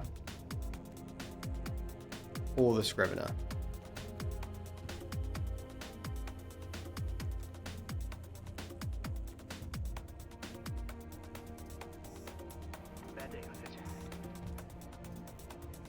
I find gaining life is good and important.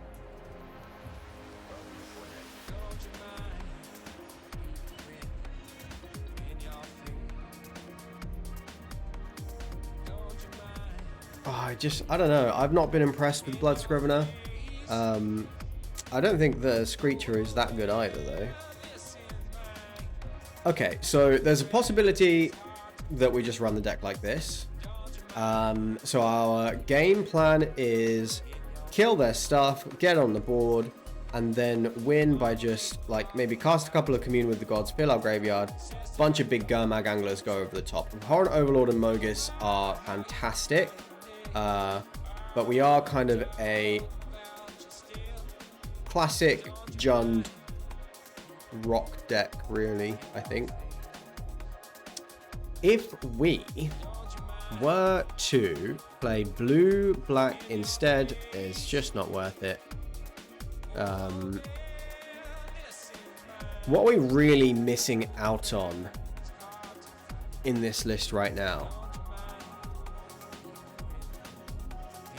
Scythe Claw Raptor feels like it could be good in this list. Is Scourge of Valkus worth playing?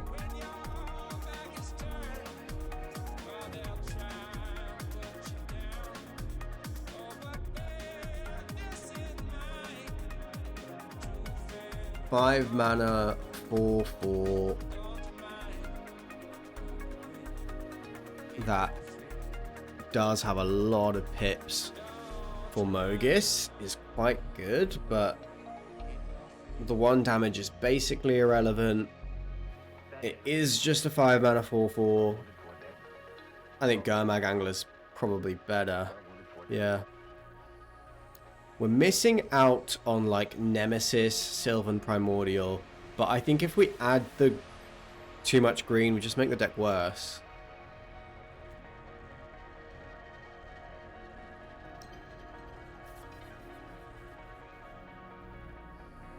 But we are missing out on Dreg Mangler Catacomb Sifter.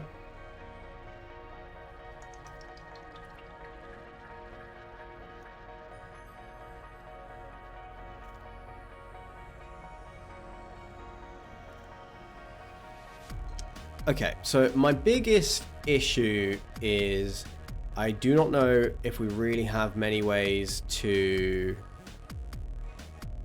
Like, we don't make loads of creatures. 2 Nantico Husks might be too much.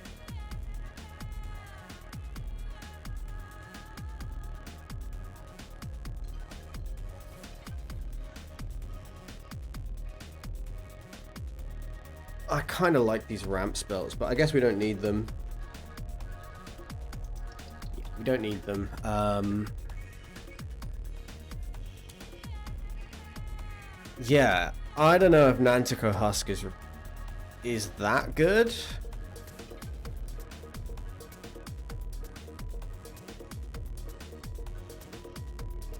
I don't know if we need two. And it is a shame not to play some, like, we have a bunch of good green cards. Oh, I just think they make the deck worse.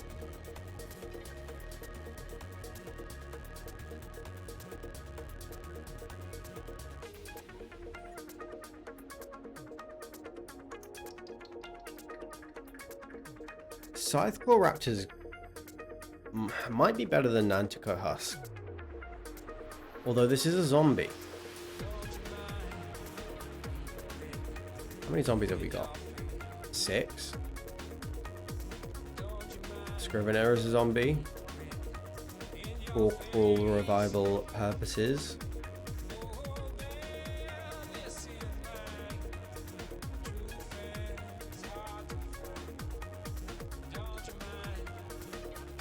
Very interesting. Is this the deck? We play one plains. One forest and then just black and red. Oh, I feel like... Yeah, there's a bit of a... There's a bit of a fight between Devotion, because we have Devotion green stuff, but we also have the Devotion black and red stuff. So, if I were to do this, just the one forest, and then like 1, 2, 3, 4, 5, 6, 7, 1, 2, 3, 4, 5, 6, 7.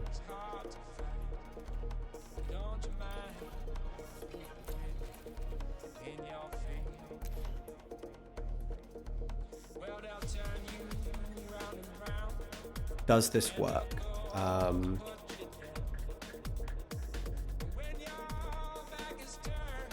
Do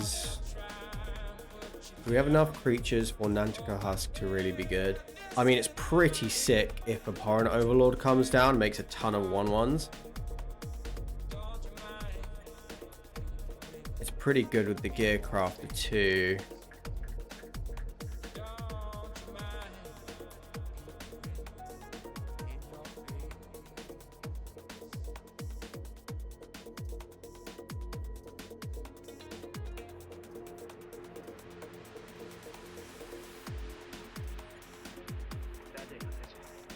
Blood Tithe Harvester's Blood is a pretty nice way to, again, keep fueling the graveyard.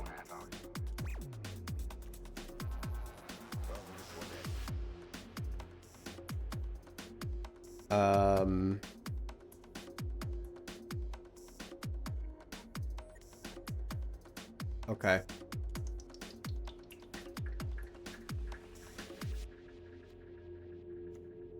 If we're running it like this, we have a Black Bloom Rogue and a Palaka Predation.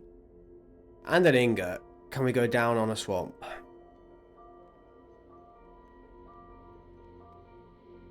We have the Golgari Guildgate, so I think we can go down on a swamp. I think we can play... Yeah, I think we can go down on a swamp. And I could put in another card. Or I could play my 17 lands, which is kind of what I want to do, because we don't have a way to find lands, and Abhorrent Overlord is 7. Hi, Karma Streaming. Thank you. Thank you. I appreciate that. This is our second attempt. I didn't have any time to play yesterday, unfortunately. So I woke up early this morning to give this a couple of runs. We went 4-3 in our first attempt, which is the worst score you can get, because it's the most time you can spend without getting any rewards. And this is our last shot. So we get 2 attempts at this. We're on attempt 2. And I don't know if I really need the extra mountain, to be honest. Like, 1 mountain is enough. Might be that I want to just play an extra forest. We have 8 mountains plus Darksteel Ingot. or 8 red sources. Right now we have 3, 4 green sources. We just have nothing to do with the extra green. 7, 8 black sources. We only have 1 double black card. Right now, the mana in our deck is really nice.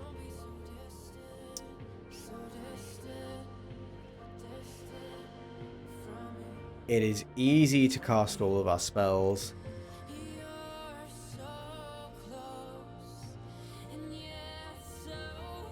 Are there any other cards that I really want in?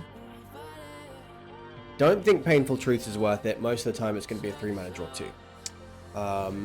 I do kind of like the Basilica Screecher.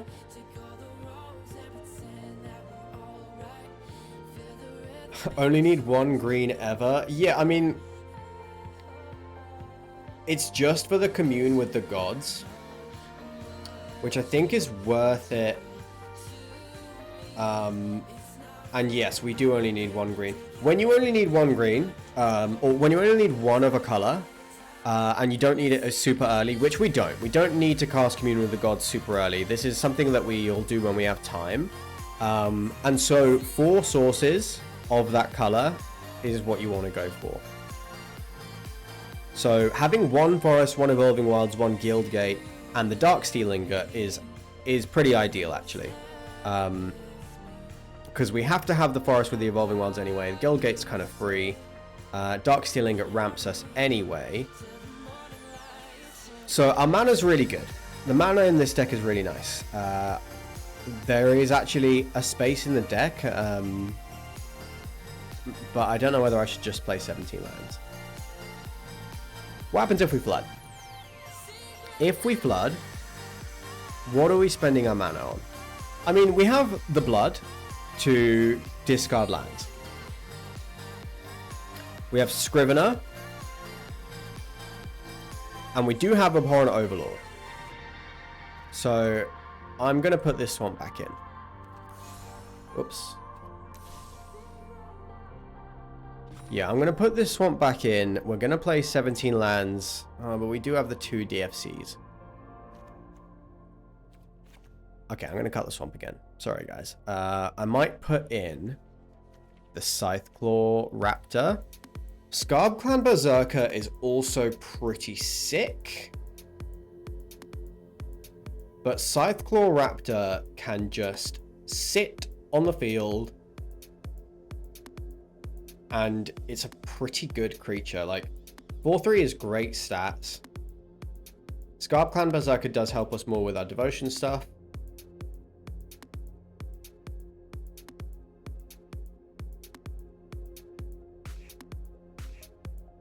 What are the odds that we get to renown it? They are fair. They are fair. So what do we need to activate Mogus? We need 7.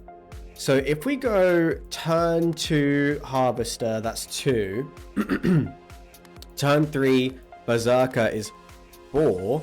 And then Mogus, that is still only 6. This is pretty hard to get online. But it is an indestructible 7/5, so...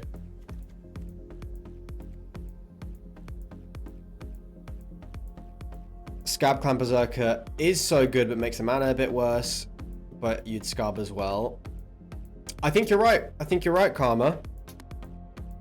Yeah, I think Scab is a strong enough spell. And to be honest, the mana's really good.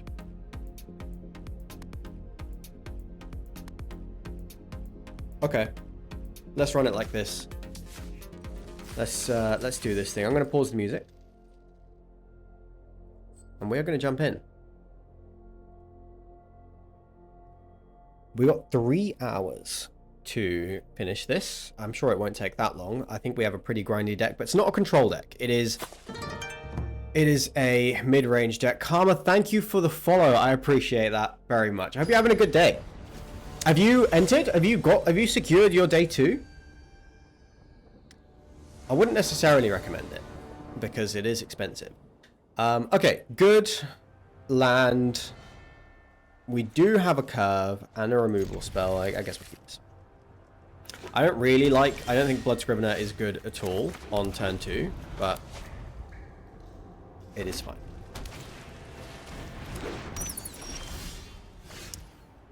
We could just commune.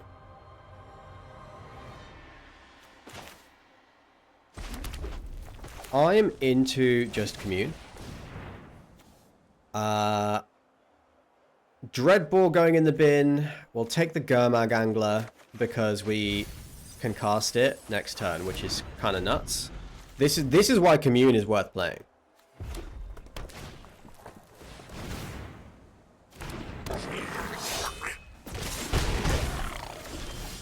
Because what we can do now, and this is rather disgustingly good, is we can go Swamp Gurmag Angler. Oh, we can't follow the hammer as well. Ah, awkward. Okay, that's fine. I still think it's right to get the Gurmag Angler out.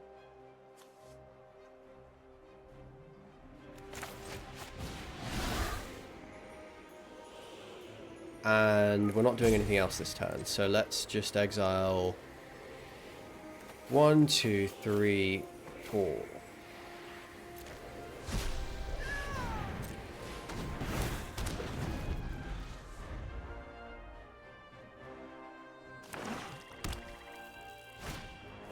Okay, there's the Dreadbore. And a Screecher. So we can remove the Rabble Master next turn. Overlord.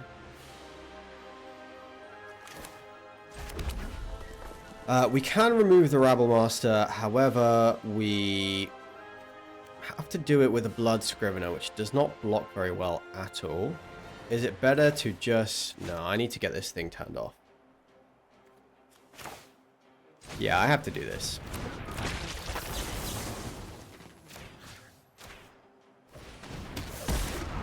Rabble Master is just too good. I'll trade off the Scrivener here.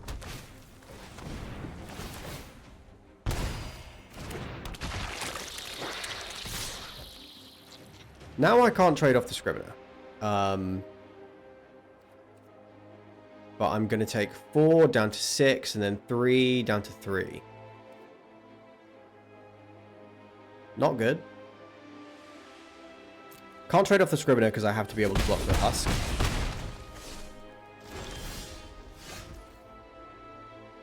Cruel Revival. Getting back a Gurmag Angler.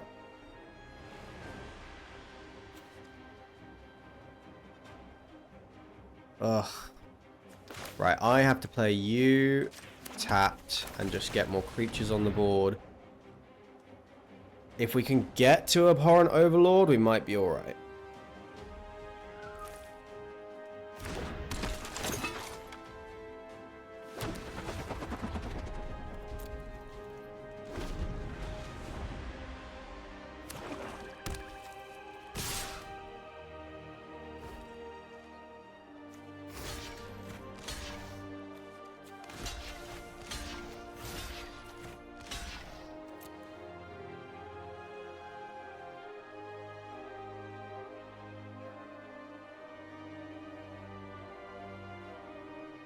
Okay, so next turn we're going to have 5 cards in the graveyard.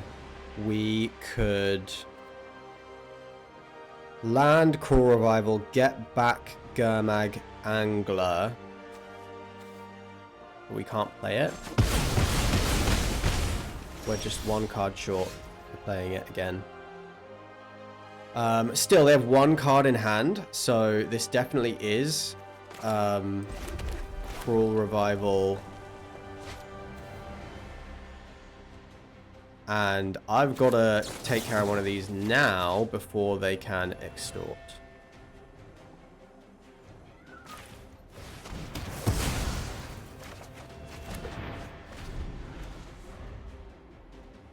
But next turn, Overlord, and maybe we can stabilize, but this Basilica Screecher is going to cause us problems. You don't trust yourself in PIO enough to make this set? I'm with you. I'm with you. I don't know. Oh god, Zulaport Cutthroat is so good here. That's pretty nuts. Okay, how do I beat that? What do I do against that? They have to just brick, and I have to play this.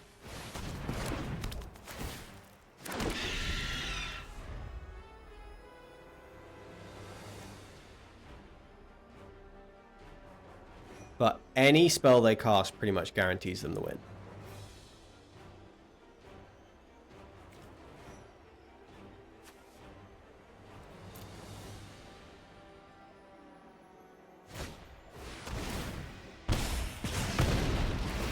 Yeah, fair enough. Strange way to win.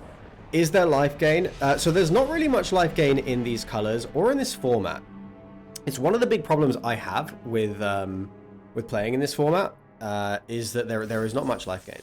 The only source of life gain that we have is Basilica Screecher, which I do think I actually want the second one over Blood Scrivener. I really don't seem to get on with Blood Scrivener. Basilica Screecher clowned us in that game, and so if you can't beat him, join him. We also could play Boulder Salvo, but we do have a ton of removal spells. It could be that we can cut a Gurmag Angler though.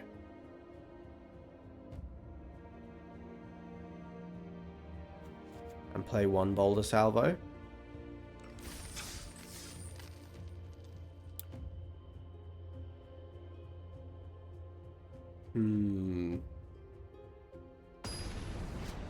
Yeah, I'm the same, Karma. I was super busy yesterday, so I didn't enter.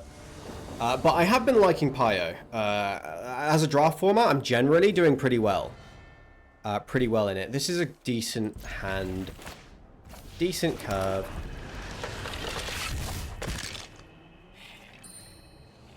Gonna play out the mountain, possibly because we could draw Scabclan Berserker.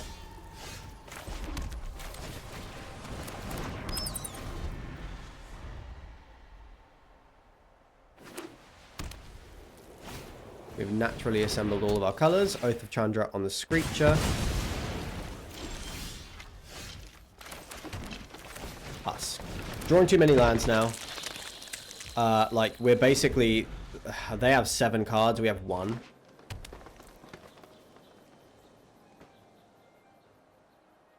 But what are they playing? Nissa.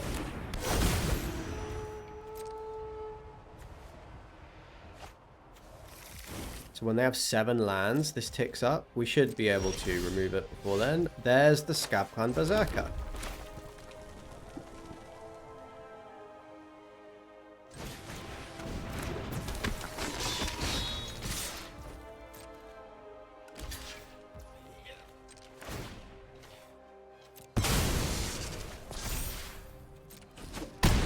Doing this to just put pressure on, because we have the Cruel Revival in hand, so I don't think this is going to flip anytime soon.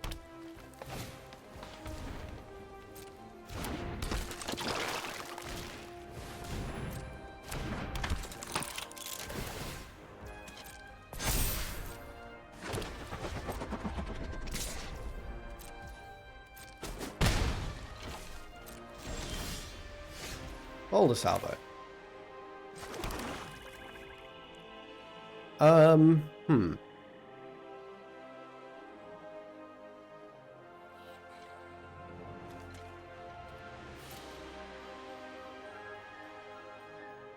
What do I want to do?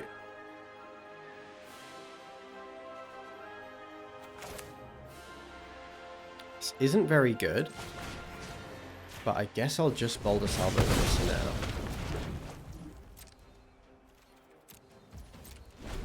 And then we'll wait. And we will trade off the Nantico Husk if they attack, because Cruel Revival can get it back.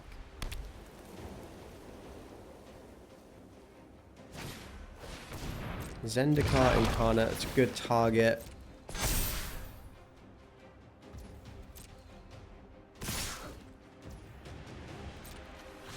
Yeah, so we'll trade these here.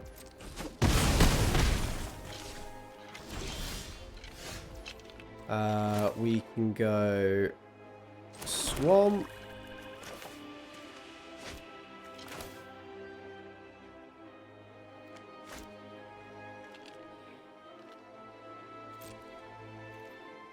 We'll just pass.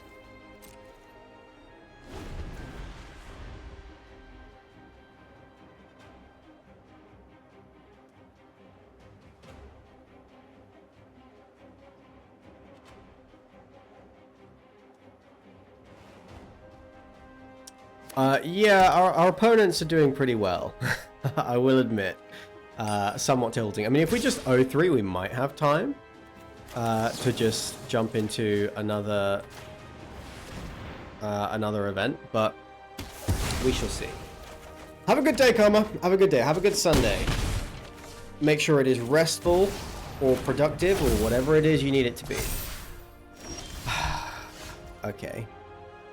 Archangel of Thune. I don't know how we beat that.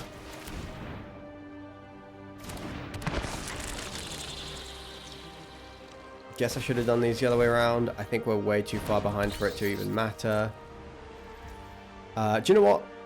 I think we're too far behind. Let's concede. And let's just go again.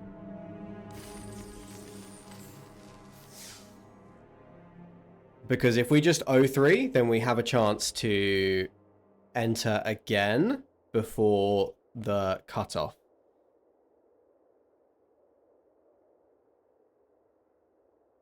Maximize our chances of getting to day 2.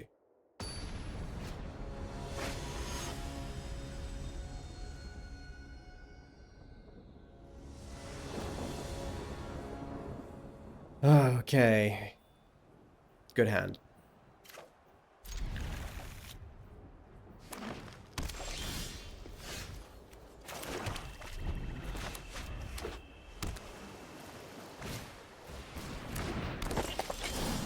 Am I supposed to just dreadball that? It might be correct.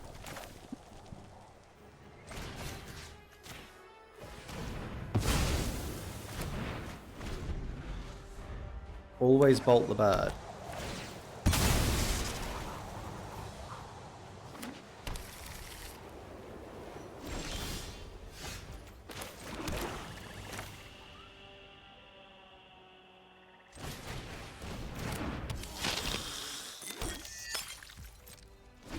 Commune is not looking very good here.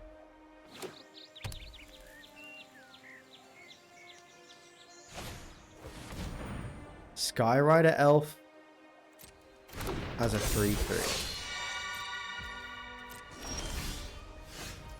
Interesting and strange choice, because well, we can kill it. We don't need to kill it, but I do want to draw a land. I think that's important. Yeah, so I am going to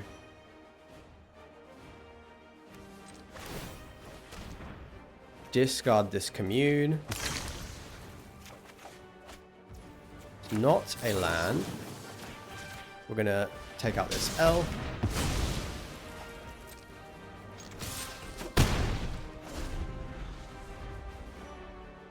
Yeah, we've got to get this opponent dead. They're on a sort of control game.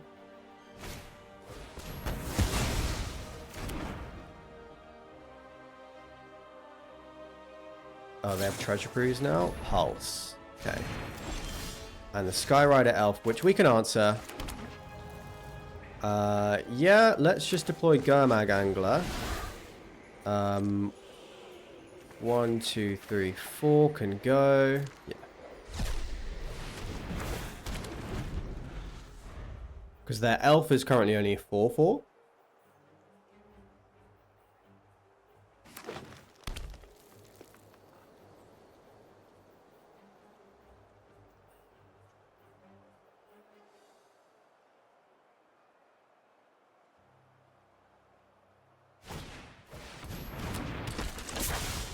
Murmuring Mystic. Oh man, missing the land there is really rough.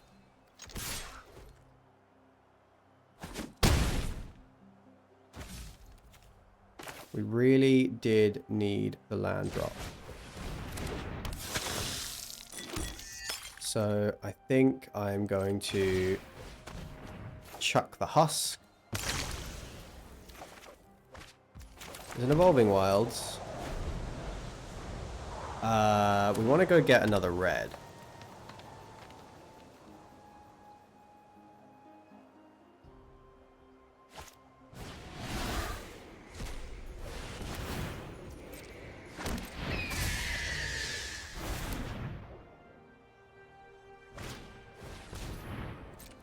Caryatid is fine. That does give them a 5/5.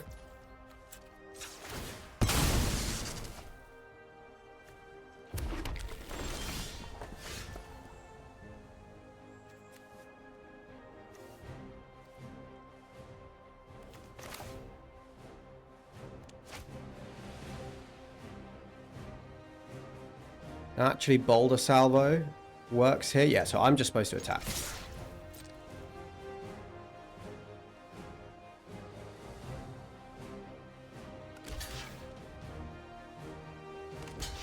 Okay, that's good. Because now we can Screecher, Surge Salvo, Extort, land, go.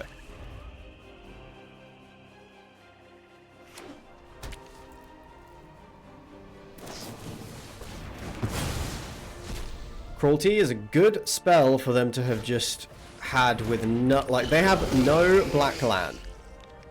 I just want to point that out. Chasm Skulker is a problem. So we are going to attack.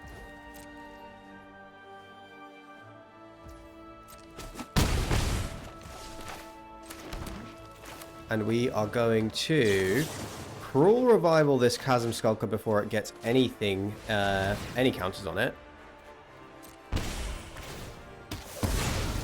Now, they do have a big elf coming down, but that is fine. We'll have to find a solution for that. Nantuko Husk can attack through the elf.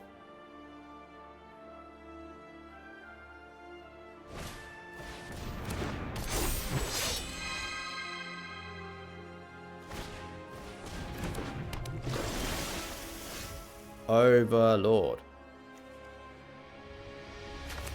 Let's be greedy.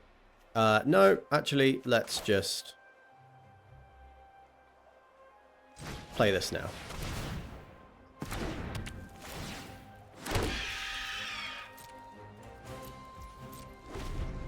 So we could quit now and go into another sealed and have a better chance of getting into day 2. But I'm not going to do that because that would be cowardly. We're going to see it through.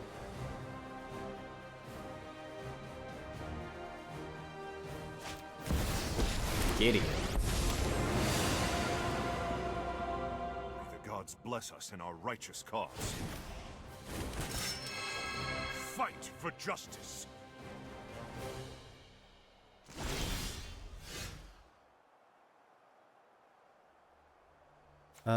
I guess I will sacrifice. Predation, not very good.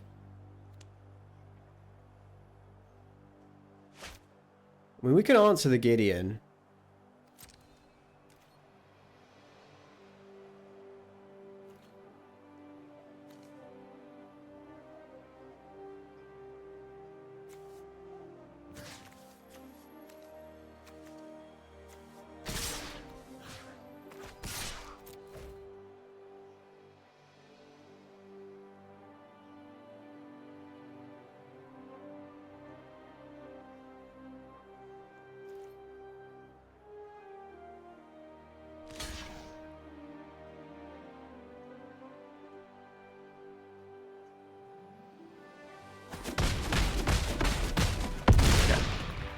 Pretty good block we have on him.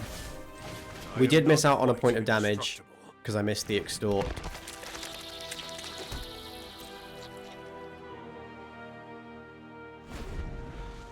but they have to have something.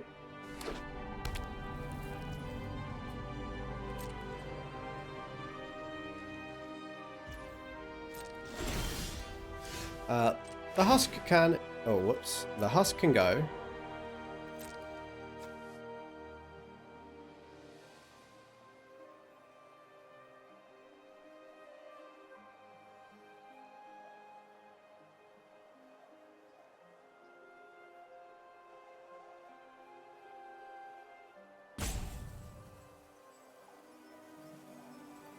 It's just Kyora's follower. It's holding up the...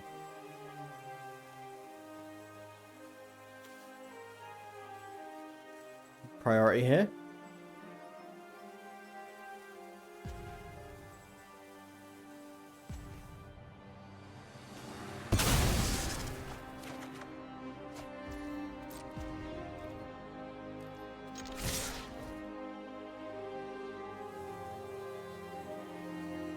They have to block the Overlord. Take 4, down to 2.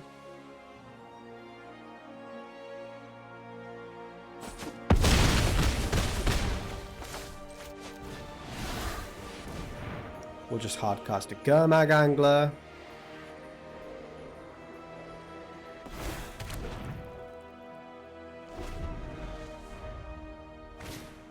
Haven't seen Mogus once. They're going to just draw. Don't know what they could possibly find.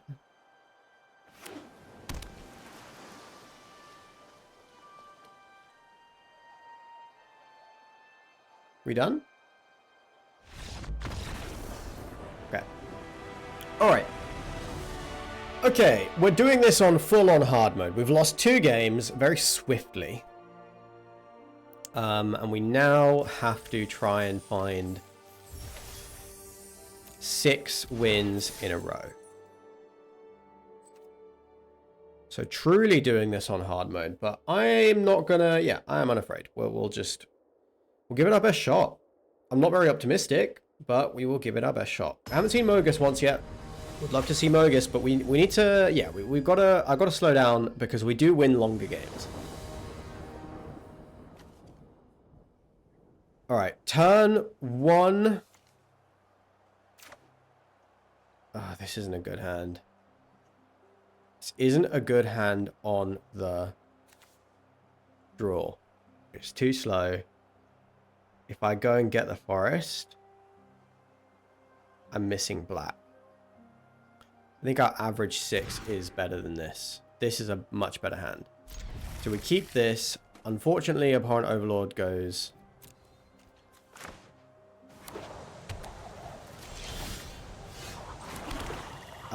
but if we can Evolving Wilds, we can shuffle it back in.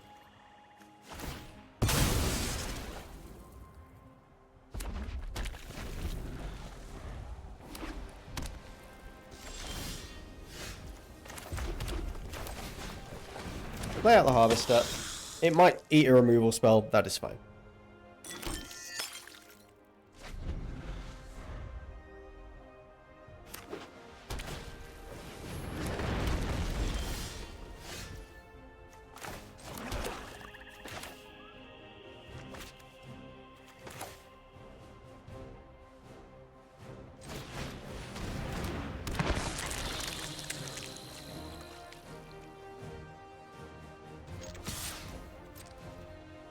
If they're going to trade, that's fine. If they're not, then the Husk can block this on the way back.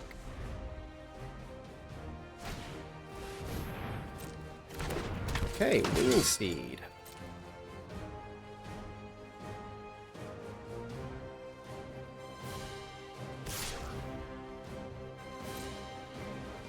I can take 2.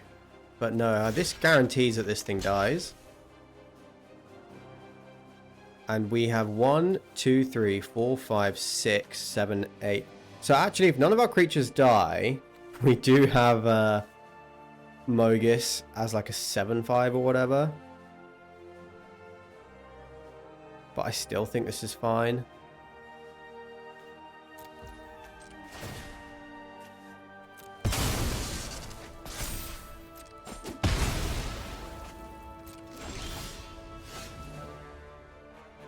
Fall of the Hammer is pretty nice. I do want to draw a land, though. So I am going to discard this husk.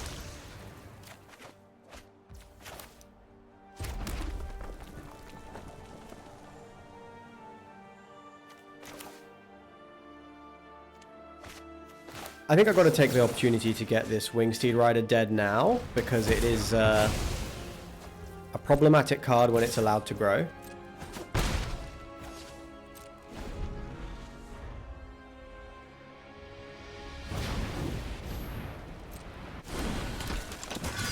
Love to see that.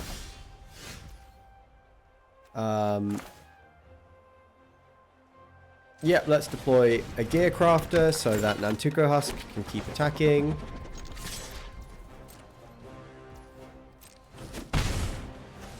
And now we're going to preserve our creatures.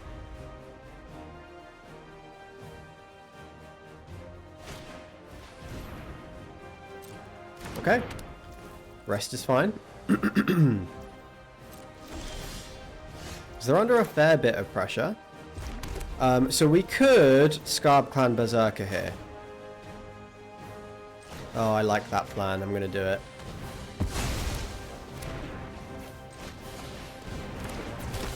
They're stuck on lands. Now is the time. Now they're under a massive amount of pressure. We have Devotion 1, 2, 3, 4, 5, 6. Okay. Hey Sam, stream's going okay. Early stream because I wanted to wake up early and go for the arena open. Attempt 1, we played blue, white, tiny splash of green, I think. No, that's completely wrong. We played red, white.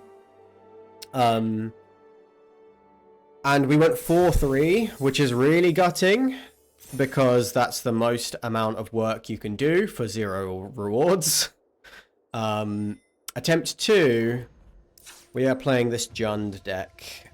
Well, it's red-black. We have Mogus, we have Abhorrent Overlord, so we have 3 Gurmag Anglers. I'm only playing 2. But it is a Commune with the Gods, fuels the graveyard, finds Mogus and stuff.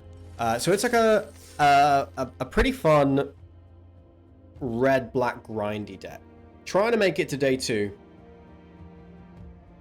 Not feeling optimistic because we started off with 2 losses with this deck. And this is our last chance. Still, we're 2-2 now. Mulligan. Bad hand, but I think we've got to keep it.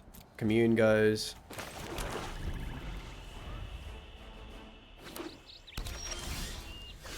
Gearcraft is fairly nice draw.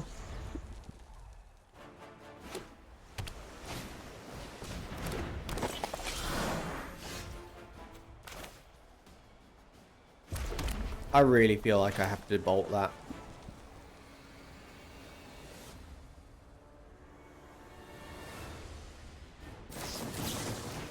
It's a shame. Keeps us off curve, but that's fine.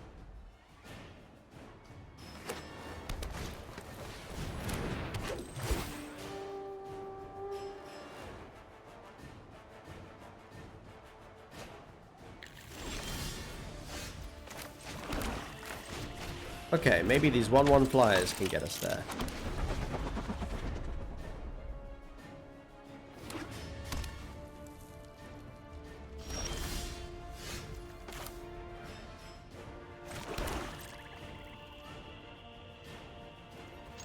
Attacking all because we want to fuel our graveyard.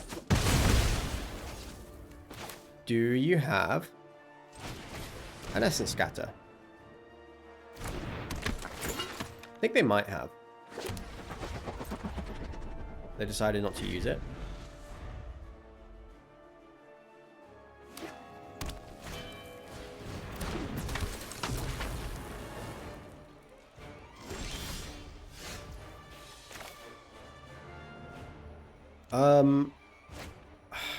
Are they like... Are they...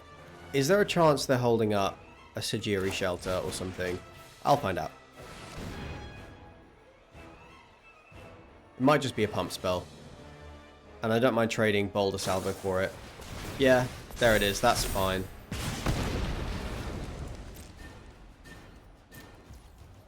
Because then, well, I guess we could have attacked with the Crafter there. But we can just Dreadball this thing next turn.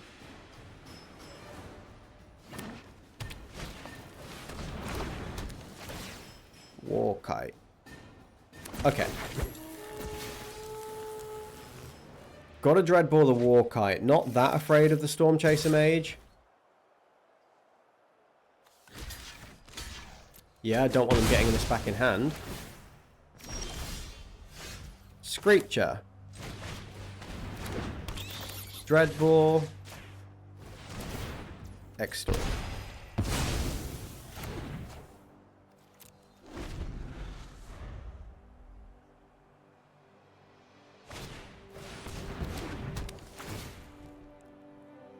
What is this deck? They have exactly one blue and one black land right now. This should not be working as well as it is, and I'm quite annoyed.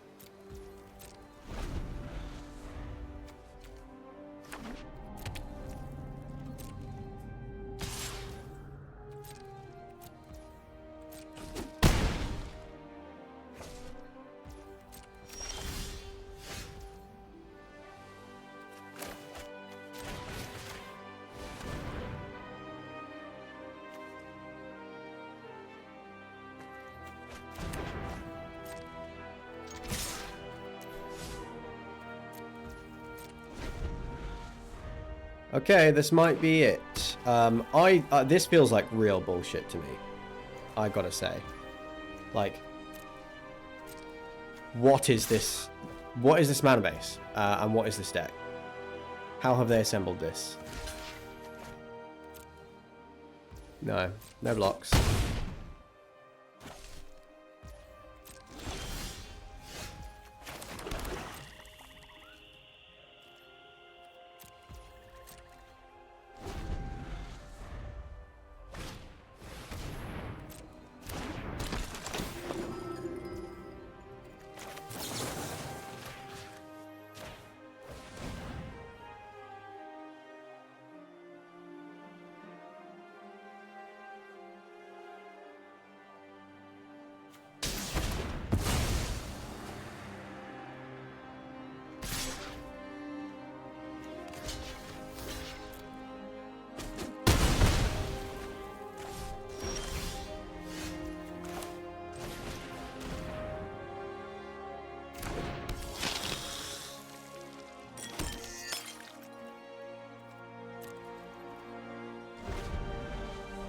Ugh.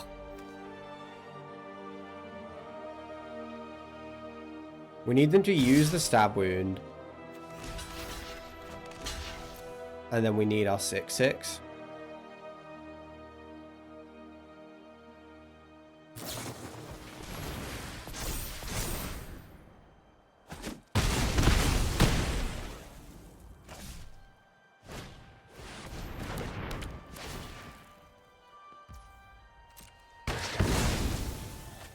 I think it's correct for them to actually target the blood there. But nobody would do that.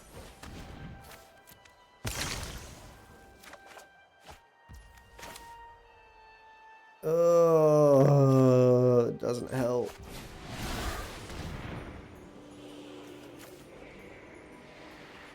How many cards do I need to...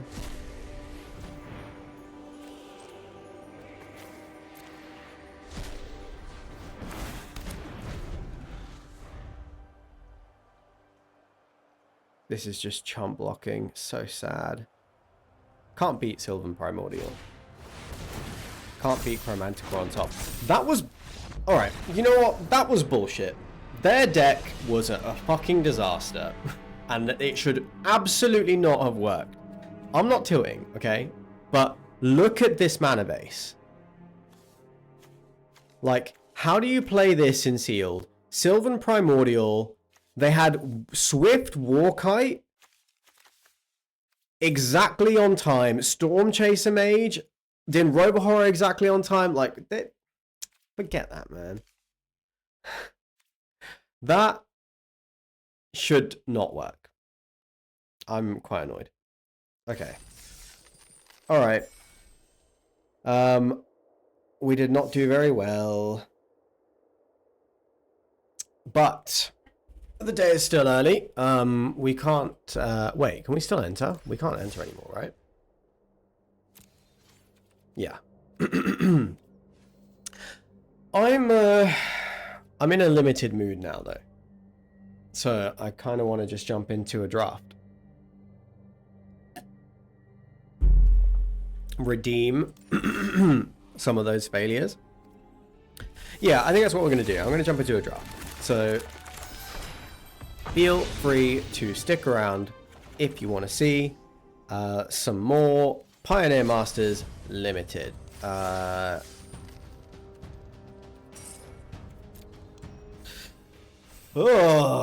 need to cleanse off the sealed.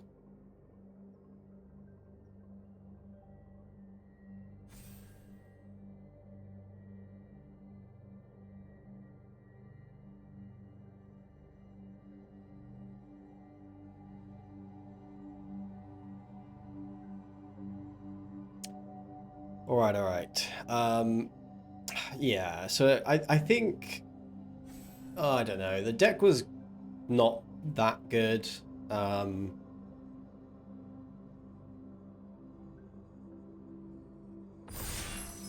Even like, I don't know, having to mulligan because of the lands, even in basically a 2-color deck, is really miserable. Don't know what I was going to do differently. I do not know, but I'm going to play a nice, safe, comfy draft. This is not a good card to first pick. Frostburn Weird is pretty good. Stab Wound is also pretty good. There's a Coordinated Assault, which is a very good card for the red decks.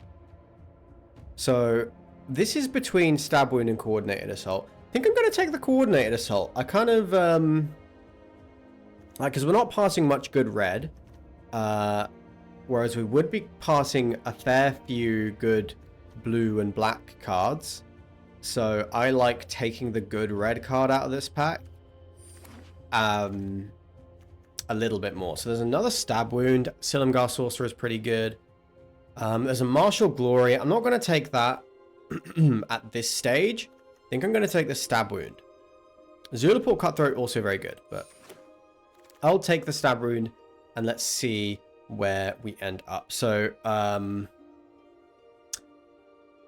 what I'm looking at out of this pack is Guild Summit, Perforost's Emissary, and that is it.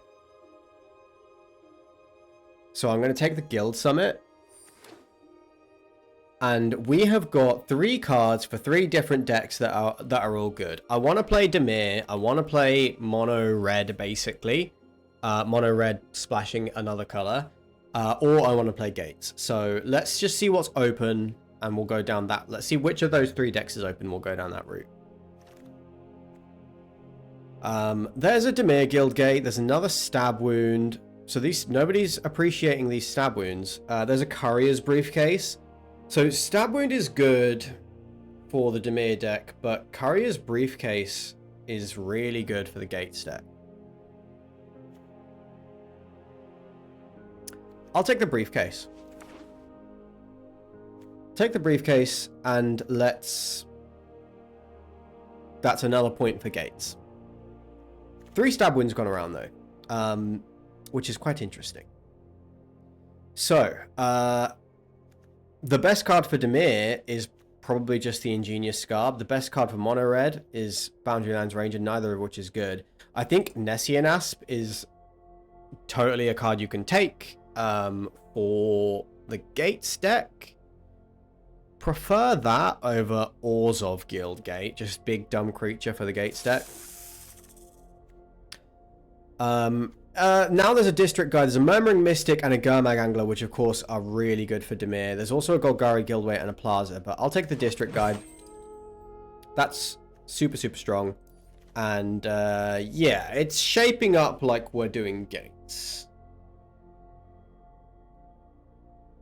So the blue and green gates are a pretty high pick. We're also, of course, looking for gates payoffs. Love to see a green-black gate in this pack. Nothing else really that interesting. Especially because black so far has seemed pretty open. Rover Horror, amazing for the blue-black deck. But Skyrider Elf, I think, is very nice.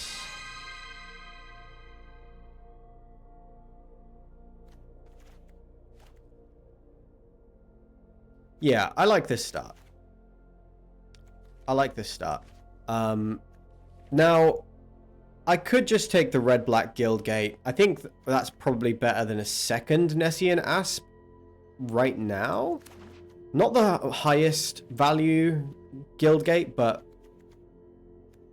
I guess anything that touches Temur is alright.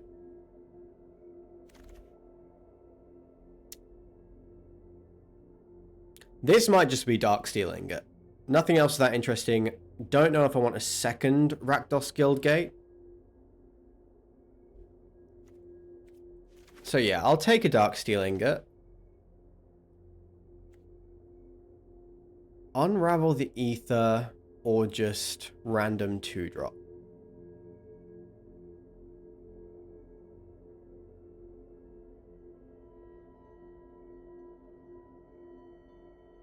I think I'm most likely to play the Cyclops.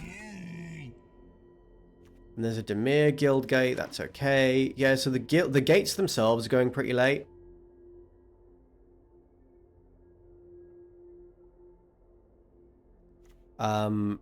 Black is looking like very easily splashable for us. That's something we should think about. We could be doing Sultai gates.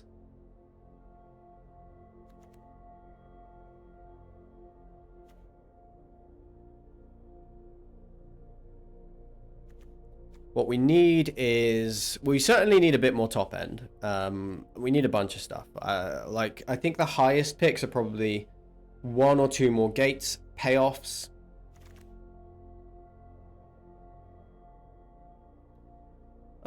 Because we have these 3 black lands, maybe Read the Bones is the take, but I think I'd rather have the Scarb. And maybe Garmag Angler is a card we can play. Because we are pretty heavy, like we have a lot of black, so... There's a Briefcase in this pack, Reverent Hunter, Treasure Cruise, Boros Guildgate, Evolving Wilds. I'm pretty happy to take on the Briefcase here. Now there's an Archway Angel, so that's pretty sweet. There's also a Gateway Plaza. Honored Hydra is not bad. Jesse and Thief's sweet. But yeah, we'll snap up an Archway Angel. We're looking for... so gates that splash white for us are a bit higher in the pick order now.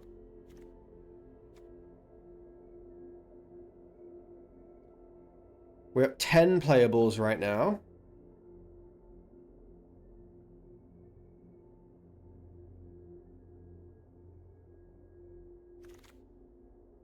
Cruel Harpooner is pretty nice. Selesnya Guildgate's probably too good to pass.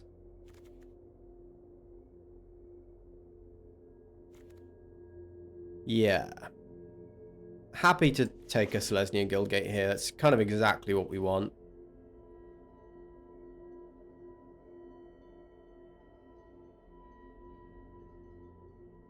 Gates is feeling open.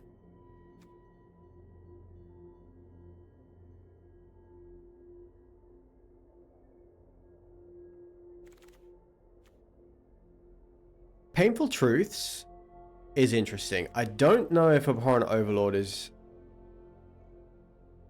gonna be good enough, but Painful Truths is a 3-mana draw 3.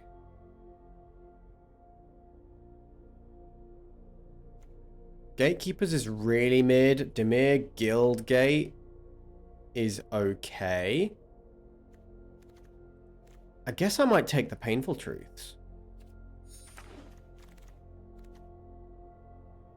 So now there's a Barliged recovery. There's also a Gateway Plaza. There's another district guide. I think it's got to be another district guide. I do like Barliged recovery a lot. And I would take a Gateway Plaza. I would also take this Draconic Roar.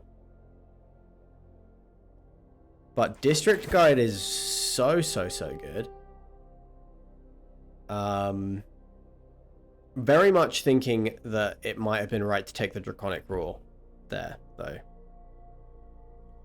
So we'll see. We'll see if we get there. I really don't think Opalite Gatekeepers is even worth taking. I can see Boros Guildgate being fine, though.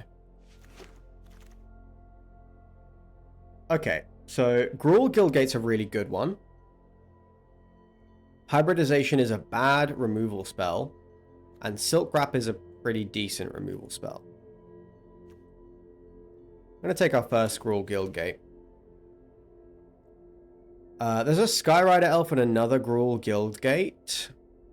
There's a Cruelty in this pack. Am I supposed to take the Cruelty?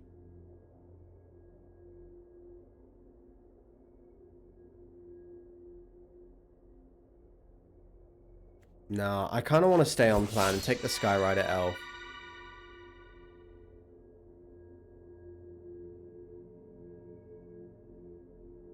And now, I mean, hybridization isn't good, but it is a piece of interaction.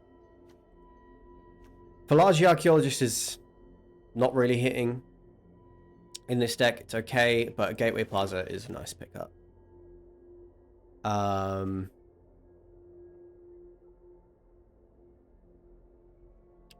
I guess this could be Nemesis of Mortals. Could also be Wind Rider Patrol.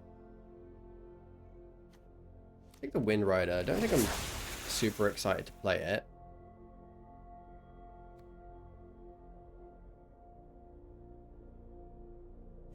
I guess I will take the Gatekeepers here, but I don't think it is very good.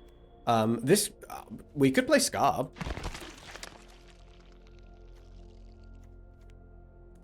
Yeah, we'll take Pilgrim's Eye. Don't think we want a Scallybob. Nissa. Sick. So there's 7 lands in the deck right now. Which means we're at 17 playables.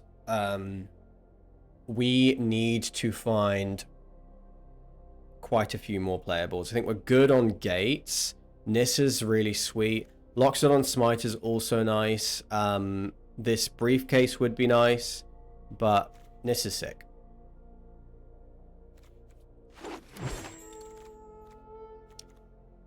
So Bring to Light. Oh, there's a Gatebreaker Ram. Bring to Light could cast like Nissa. I guess it could cast Scarb for free. Can't cast Skyrider Elf, so it's not that good in our deck. Still, yeah, Gatebreaker Ram is just sick. Really, really nice. There's a Simic Guildgate. And there is a Barliged Recovery. I can't really pass a Simic Guildgate. So now we have 8 gates. 8 gates. Anchor to Ether's nice. I'll take that over 3rd Skyrider. So our interaction looks a bit naff. 8 gates. There's another Gatebreaker Ram. That is sweet. Really, really sick.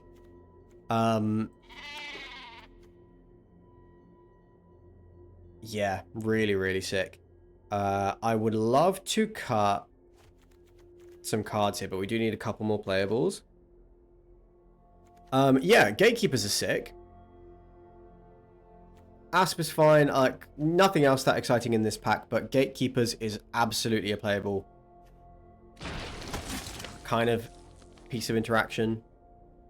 Rakdos Guildgate. We don't really have any red right now, so I'm not going to take that. I think it's going to be the hybridization. Not a fan, but it is better than nothing. Okay, wait. We're at 8 lands. That means we have 22 cards right now. Yeah, I'll take the Skywriter Elf. And Briefcase Wheel. That's really sweet. Very, very nice. Sight Beyond Sight. I'm quite happy to take. Do I just want Pelagie Archaeologist? No. No, I'll take Sight Beyond Sight. Storm Shock Giant, Skirmisher. Not going to play any of these cards. Probably want Gust of Wind over 4th Elf. I guess I could take the Elf. I mean, you can play it for like as a cheap creature too. Okay, I'll take 4th Elf. Is it Guildgate? More likely to see play? Am I going to play a Treasure Cruise?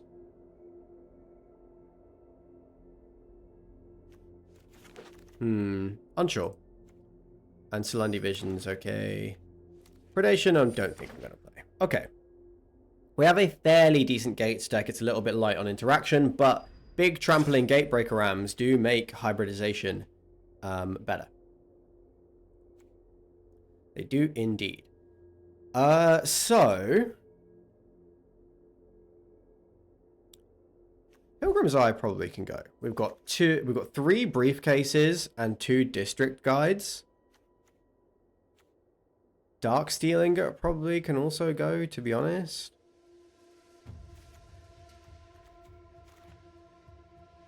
I don't know. Let's cut that. Let me get my interaction and removal spells organized.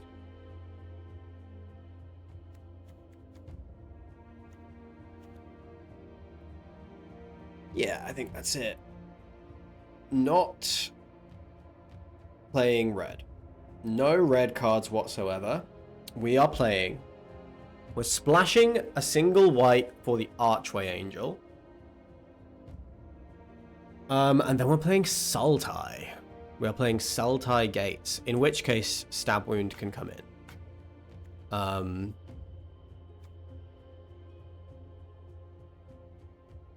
Maybe Predation gets played.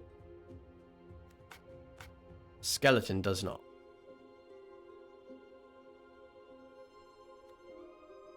Wind Rider Patrol also does not get played. Although, is it better than Opal Lake Gatekeepers? Oh, this card's really shit. We have Skyrider Elves, which are kind of 4-drops anyway. I mean, it does always draw a card, but that's just not very good. And we're gonna draw a bunch of cards with Guild Summit. We also have Painful Truths. Yeah, this card can cut. How many creatures have we got? 15 plus 3 briefcases, so that's effectively 18. Stab Wound is a removal spell. Scarb feels like we could actually play it. How many instants of sorceries do we have? 6. Salandi Vision is just going to miss. So Salandi Vision can go. Because that's basically just a tap land.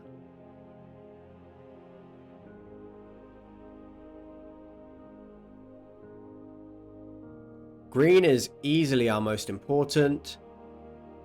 Blue, second most important. Black after that.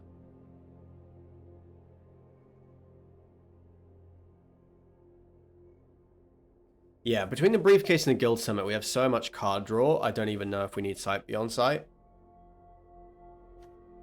What's this really doing for us?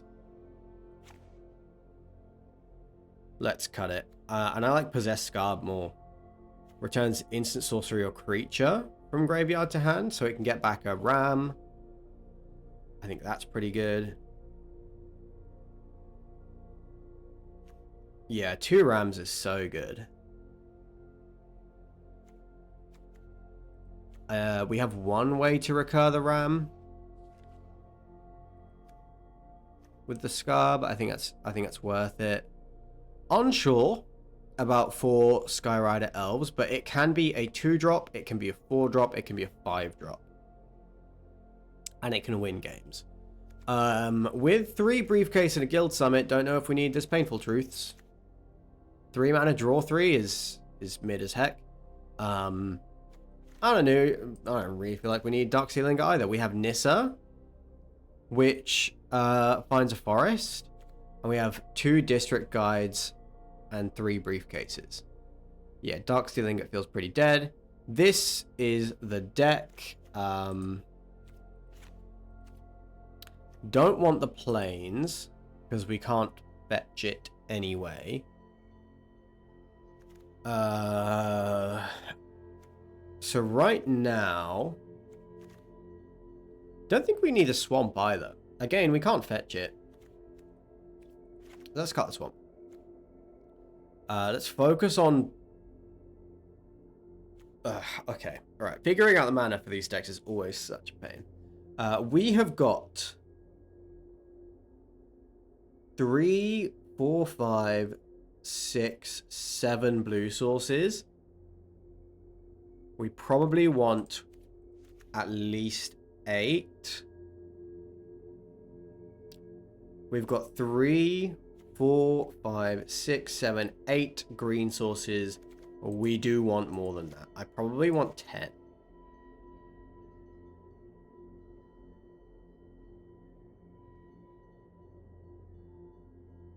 We have 1, 2, 3. Oh, this Boros Guildgate's absolutely dead. I mean, it does actually. It is a white source for the Archway Angel.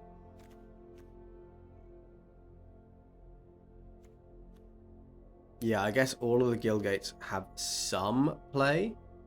We have 1, 2, 3 white sources for the single Archway Angel. Selesnya Guildgate's much better. Wonder if Boros Guildgate can be cut.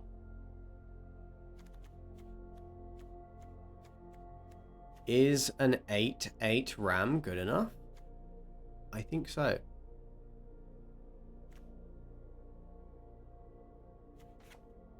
Yeah, I think the Boros Guildgate takes a cut there. Because then we have 1, 2 white sources for the Archway Angel, but we also do have the 2 District Guides and the Courier's Briefcase. So I really think we'll be fine on that front.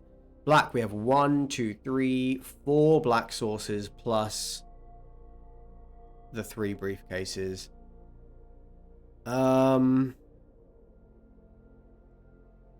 We only need it for the Stab Wound, the Gatekeepers, the Scarb, and the Gurmag.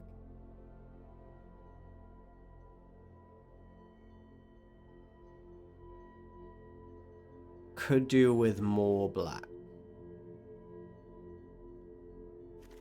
Could do with more black. So let's recount. We have 4, 5, 6, 7, 8 blue sources.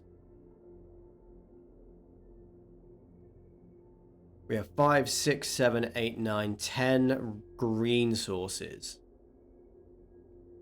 Yes, that works. 1, 2, 3, 4 black sources. I would love to find another black source. However, we do have that is 4 black sources plus 2 district guides. We have a Golgari Guildgate and a Dimir Guildgate, so I think we're fine. It's effectively 6 plus we have the 3 briefcases. This is good. This works. We win by beating our opponent down with big Skyrider Elves or with a big Ram. We just have to make sure we survive the early game. That's the important thing. We have to try not to get run over. We don't have any board wipes or anything. Have any way to gain life? What does Nissa actually do? Make a 4/4 and Ram.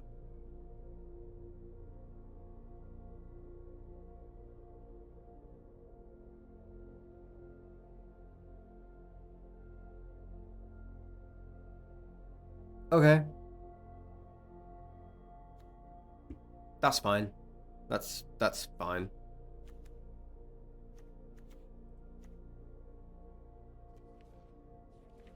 This feels solid. Feels good. Okay, let's play. I feel good. I think this is a pretty strong deck. 2 Gatebreaker Rams is what's really selling me on it. 2 Gatebreaker Rams is very strong. Switch over to this view. Okay. So we do not have our black, but we do have our 2 main colors. It's a little bit slow, but it is a key.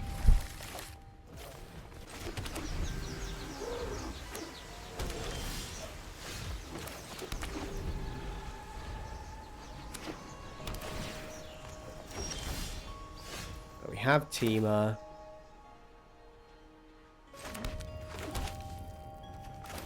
We're in a mirror match.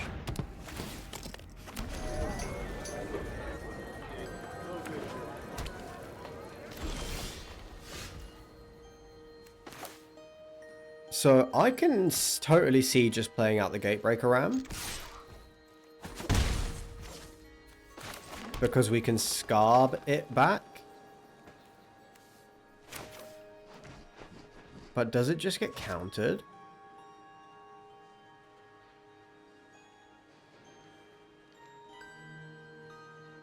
Yeah, let's not run it into a counter spell.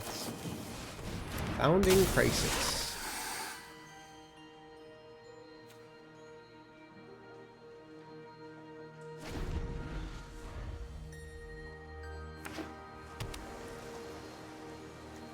Interesting card. Okay, now we can play our Gatebreaker Ram. We could actually just stab wound this. Might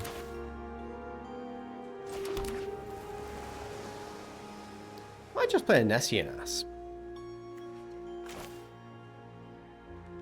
Slow roll the Ram a little bit.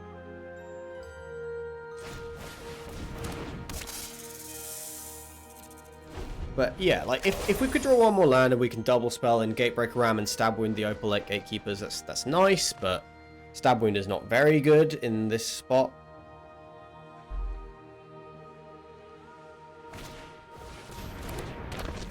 Planeswalker's life gain is OP. Fair enough, Sam. Fair enough. Okay. This is the time to... What's monstrosities for 7?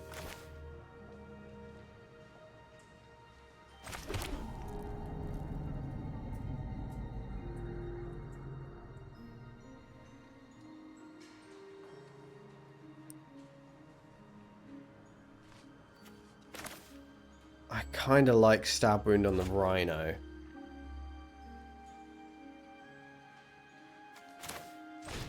Let's just play around.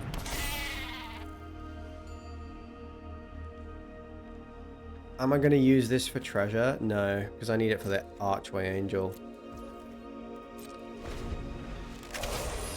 I should have attacked there, I think. Oh, no. No, it would have. They could have just double blocked with the Gatekeepers and the Crisis.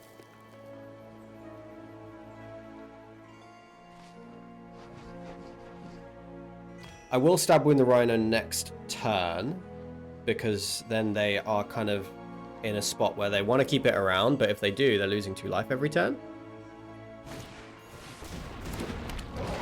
I don't care about Seed Guardian.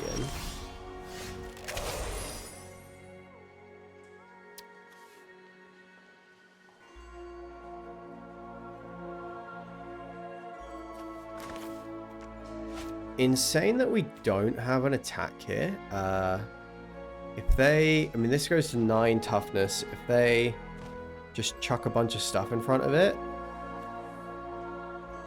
that's kind of okay.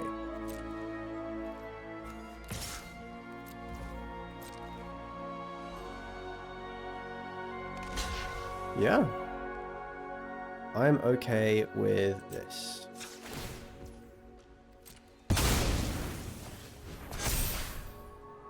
So I get the Gnarlback Rhino down. How many creatures are in their graveyard right now? 0? So I take out the Seed Guardian as well. They're left with a 3/3 and a 2/4. Seems like a great deal for me. They make a 2/2 out of this.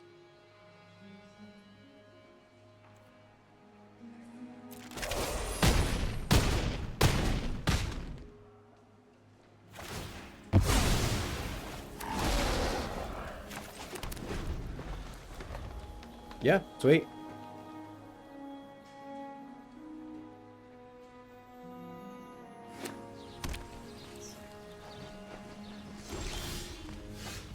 Big elf.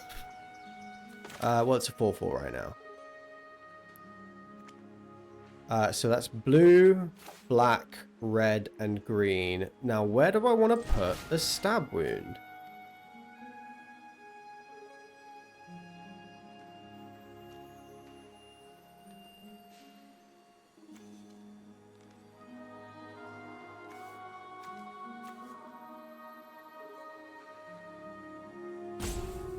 I'm gonna put it over here.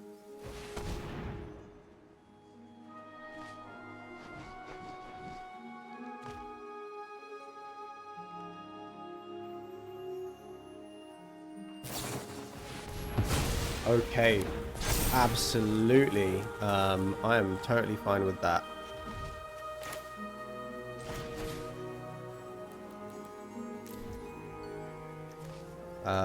His red, his green, his... Oh, shit. Wait, no. That was wrong. His 4, his black, his red, his green, his blue.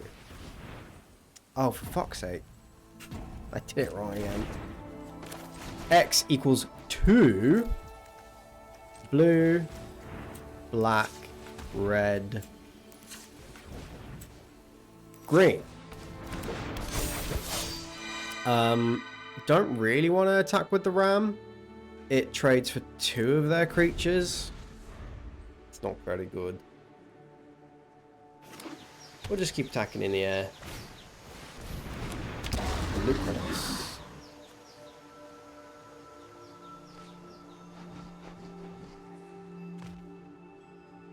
So they can monstrosity this for 2, 4, for 3.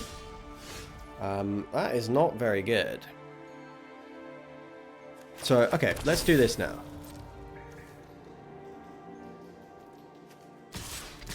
Let's attack like this, force some trades, and then just get the Gatebreaker Ram back.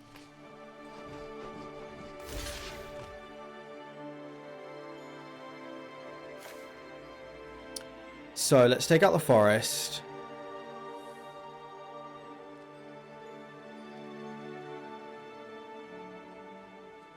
We could take out these 2.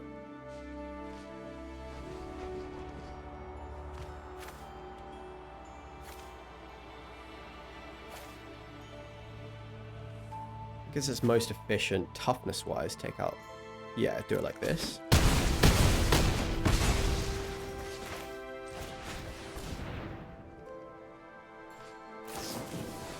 Okay, Essence Scatter the Scarb is pretty damn good.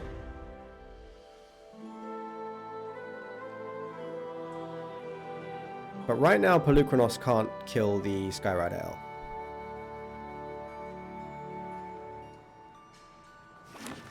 And if we do finally find a white source or a district guide, Archway Angel gains us a ton of life.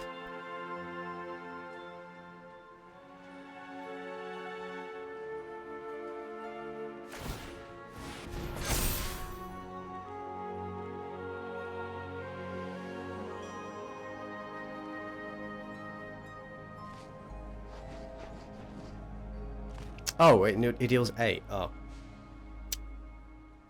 Okay, so it does kill the elf. They have had quite a few bangers off the top.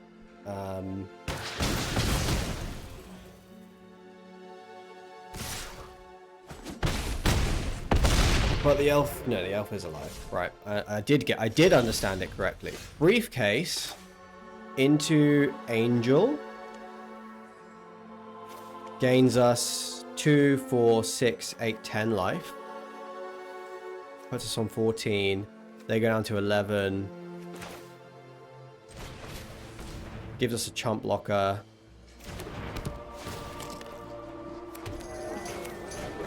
It's got to be worth it.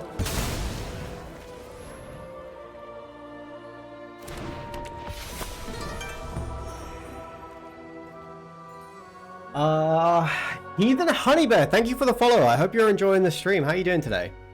Feel free to just lurk, folks. Feel free to just lurk and watch. But if you do want to chat, I would love to know. I'm doing good too. I'm doing good too. We were playing in. We were trying to get into the Arena Open this morning. I didn't get any time to play yesterday, so I needed to play today. Okay, trample. Trample is good. Still, we can just go for the Crisis here and take 10. If they have another relevant spell in hand, oh, yeah, they just have lethal anyway. Yeah, I'm doing good. We tried to get into the Arena Open earlier. I only had this morning to even attempt it though. So Nissa does flip. Does that do anything for us? Nylea is too strong. I think we just lose to Nylea. We can't even flip Nissa this turn. Okay. Our deck is good. Our deck is good. However, our opponent's deck was really, really good. They had Gnarlback Rhino, Seed Guardian early. They countered a couple of key spells, and then they went Pelucranos and then ripped Nylea off the top. Nylea is pretty much exactly what they needed off the top to actually win that game, because we had blockers. We were going to get them dead in the air first, so good beats. Tried out your vampire deck yesterday on Arena and finally got a chance to make your new precon commander last night. Which precon, dude? Which precon? I haven't played commander in ages. I don't know if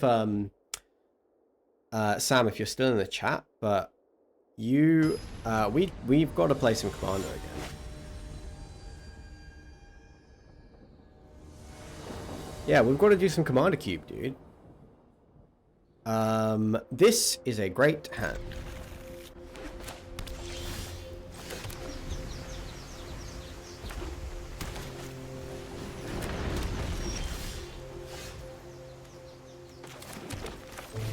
Okay. We might need to...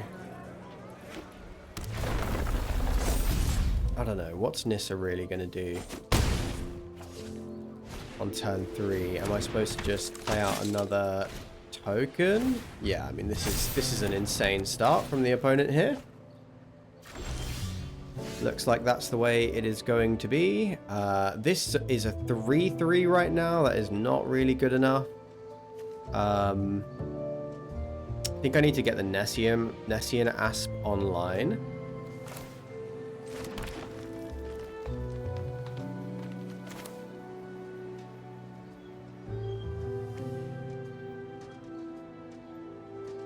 Yeah, I mean, I've got to do this. And then next turn, Nessian Asp. And hope that that gives us some time to stabilize. The Coven Counters deck, I actually don't know it. Is that from Innistrad? Coven was an Innistrad mechanic, right? Like it was like a green-white mechanic, if I'm correct?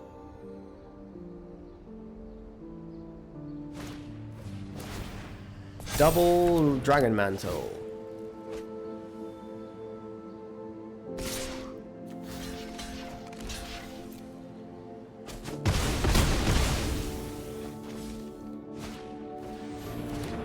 Oh man, that's so good.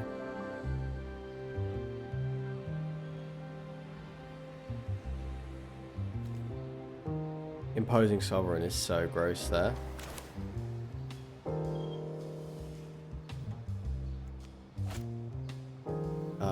Okay. What must I do? What must I do?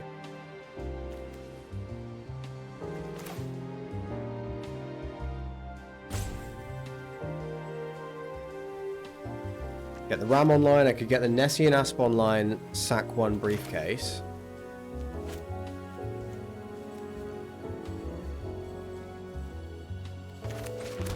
I think that might be the only thing that I can do that doesn't get me dead. Is Nessianask, sack a briefcase, and like maybe somewhat stabilize. But what an insane, like what an insane start from this opponent. What an absolutely insane curve. Okay. Are we alive at all?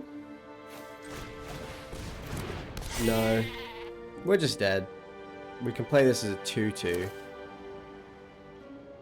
But it still comes in tapped, yeah. Wow, what a curve from the opponent. What a curve. Okay, alright. We're doing this on hard mode, guys. This deck is good. We've just started off on 2 losses. But this deck is good. I assure you, you should have no doubts that this deck is sick. So let's go at least 5 wins in a row now. Let's do it.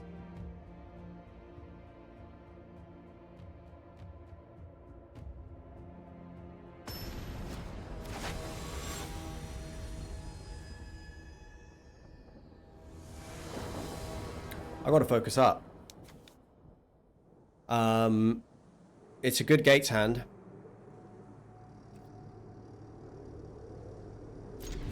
Yeah, okay.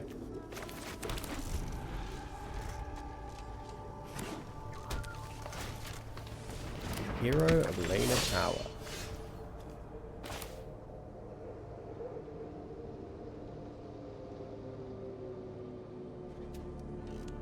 Yeah, okay, I'll just play the tap land.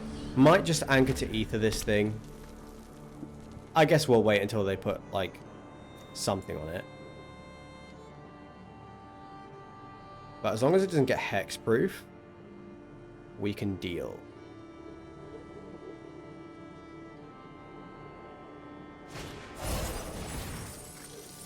Okay, Witch's Mark. That's fine.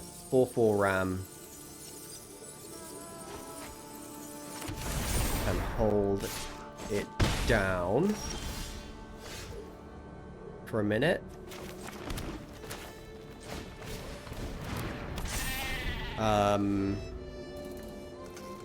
They discarded a mountain, okay.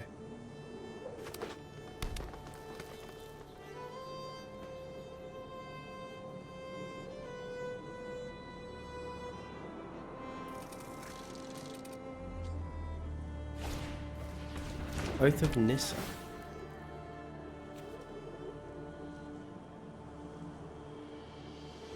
So that's a fairly good sign. They cannot now fight the ram in any way.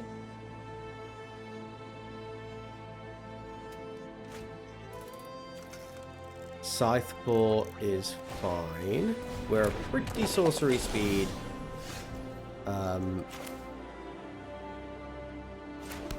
Type of deck, and we have a free attack here.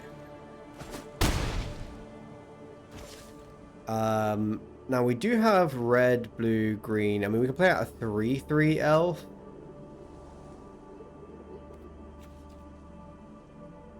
It's not bad here. 3/3 elf is absolutely not bad here.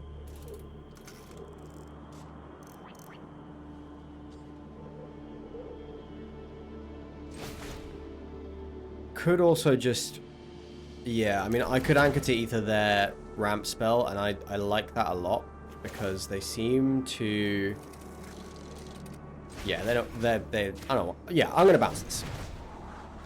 Rakdos Guildgate, I will take it.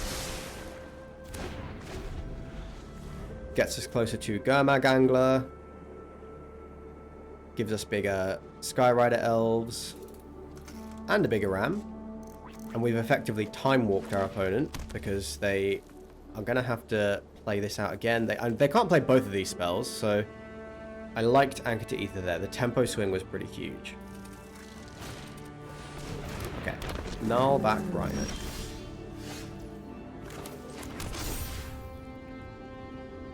So we could attack. I don't think that is particularly good though. Yeah, let's just block.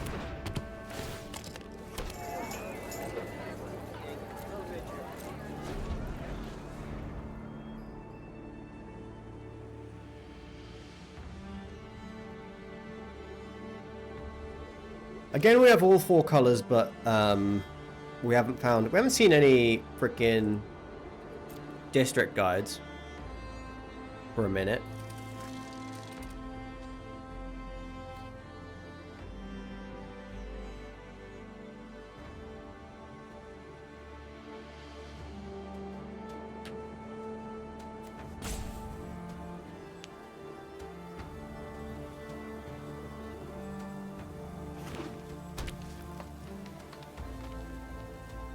Hero Bladed Tower can get a bit out of hand. But they only have 2 cards left. Stab Wound on the hero now is very nice.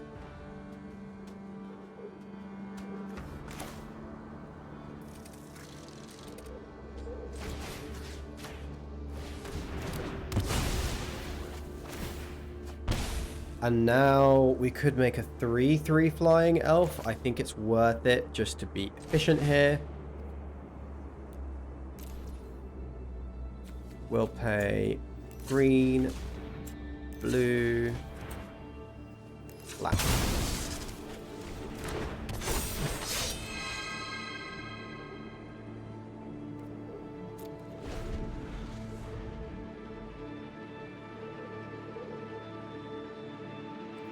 Green, blue, red. Yeah, so we have a 4-color elf. Next turn.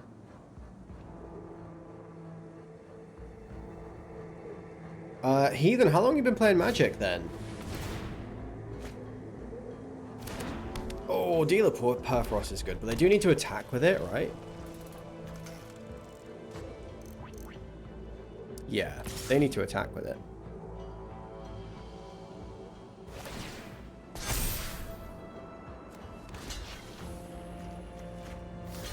I guess we'll trade it for the ram.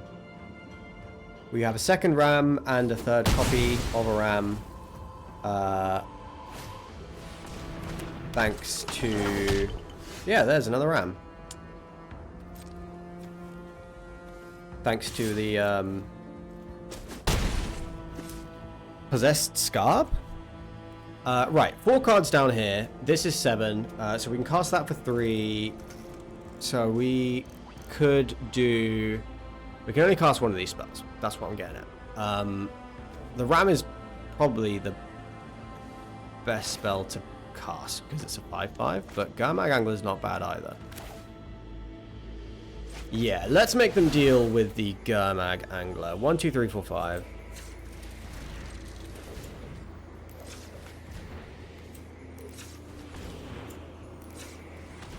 And let's just exile, not the ram, but these 2. I guess we want to keep Stab Wound in case we need it later. But Gurmag Angler can hold the fort. They have no instants or sorceries in their graveyard. Yes, they do.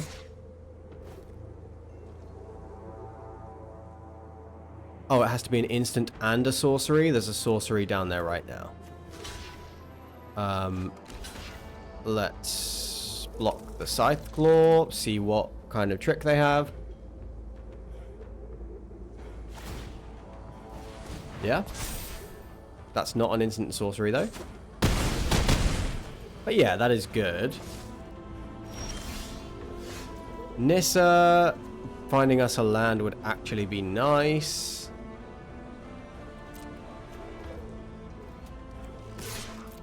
So, attack for 3.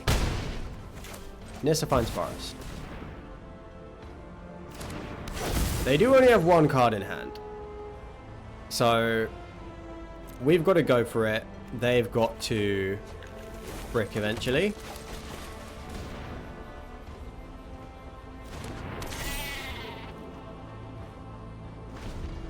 See if they can make their way through another Gatebreaker Ram. Since Foundations dropped, so you're a new player. That's super sweet. I'm not like a super long time player. I've been playing, what is this? I mean, I'll just chump block this. If they have an instant and they give it trample. Yeah, so that's fine. But at least it's not a surprise anymore. And we should win in the air, to be honest. So we have blue, green, black, red.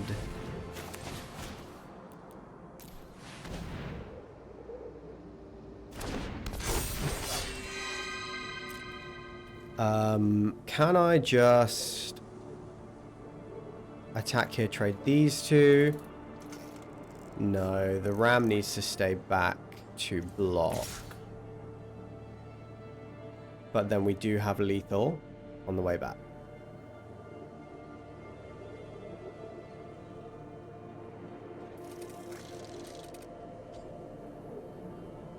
If I block.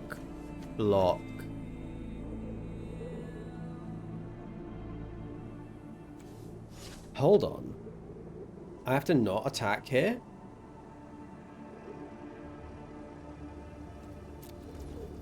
Yeah. Yeah, I have to not attack. And I have to hope they swing, and then I have a lethal attack back. But I have to wait.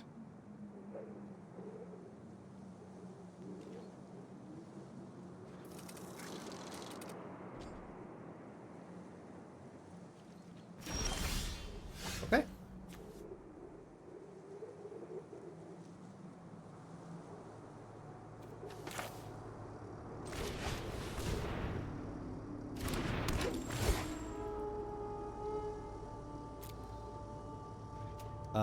I want my... I guess I could take Gateway Plaza. There's no harm in that.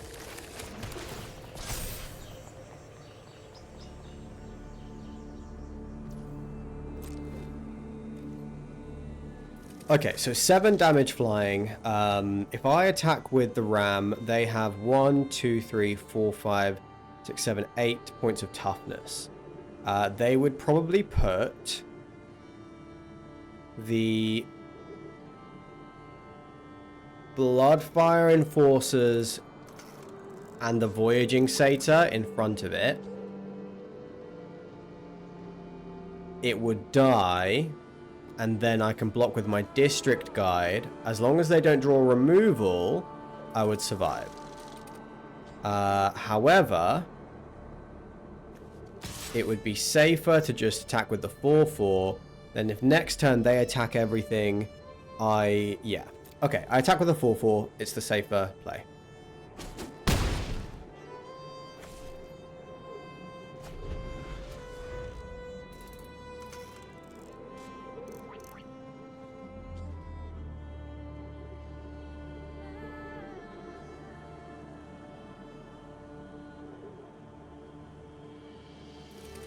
Poor. Okay, yeah. They do need to draw something, and they could draw something, but I think we made the right play not attacking all there. Because now we have lethal in the air. And they're going to have a hard time swinging for lethal right now.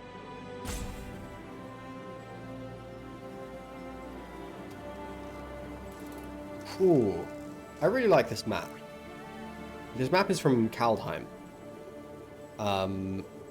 And I like the music and the feel of it. Yeah, sick. They drew the Savage Approach.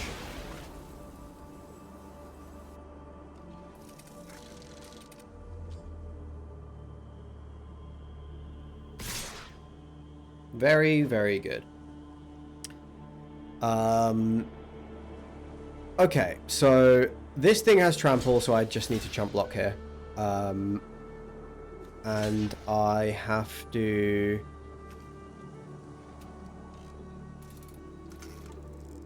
If they don't have anything... No, I have to just block here. Yeah, I don't have any other choice. Yeah, so... But... I still think we made the right decision. Hybridization. That doesn't help.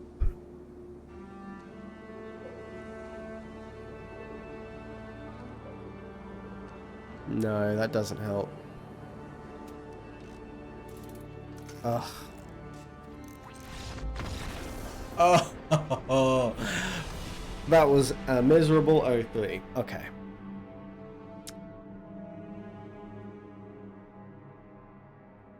That feels really bad because I think that deck was actually pretty good. That third game I really felt like we could win. The first two felt pretty unfair.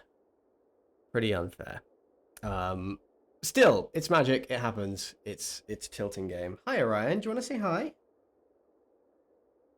you want to say hi? Yeah, why don't you come up and say hi? Everybody loves it. Show up on stream. Oh. Say hello. He always comes to see me when we stream. He's very consistent.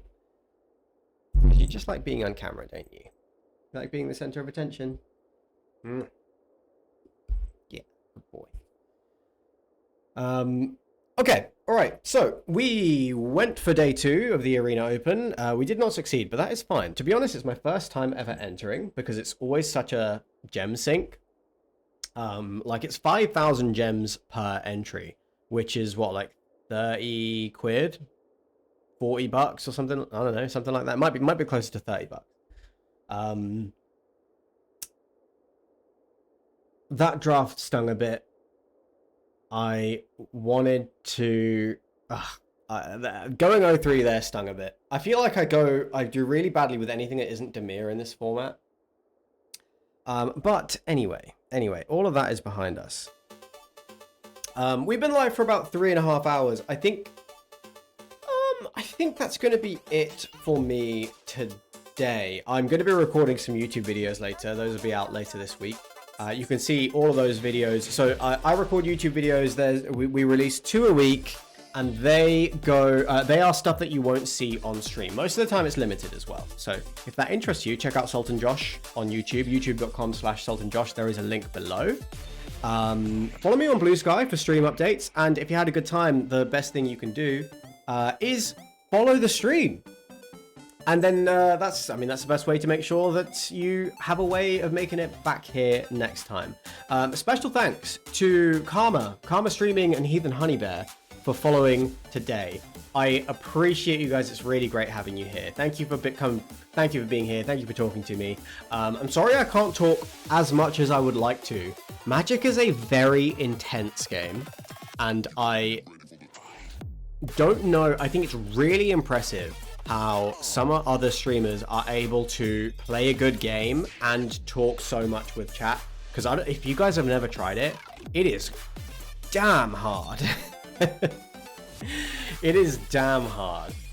Still, chatting with you guys is the priority. So I think I'll get better at it. Because I want to know. The biggest reason that I do this is for to be able to share the experience with other people. Magic for me has always been something, and I think you guys will attest to this if you play Commander. Magic has always been something that is better when you share it with other people. If you're just a solo arena grinder, it's not a fun game for that. It's not. It's a really tilting, really sweaty game. And it is the sharing it with other people. It is the gathering. It is the gathering that I enjoy about Magic. On that very corny note, I'm going to wrap up the stream. But have a wonderful Sunday, and I will see you on a future stream. We're going to be live again on Tuesday. Probably playing Is It Hellraiser in Standard, because we haven't done that in a few days because I've been prepping for the Arena Open. So thank you all very much. I appreciate you being here, and I'll catch you on a future stream. Bye. Bye for now. Say goodbye to Orion as well. He's just giving himself a little bar on the floor down there. Orion, you're on camera.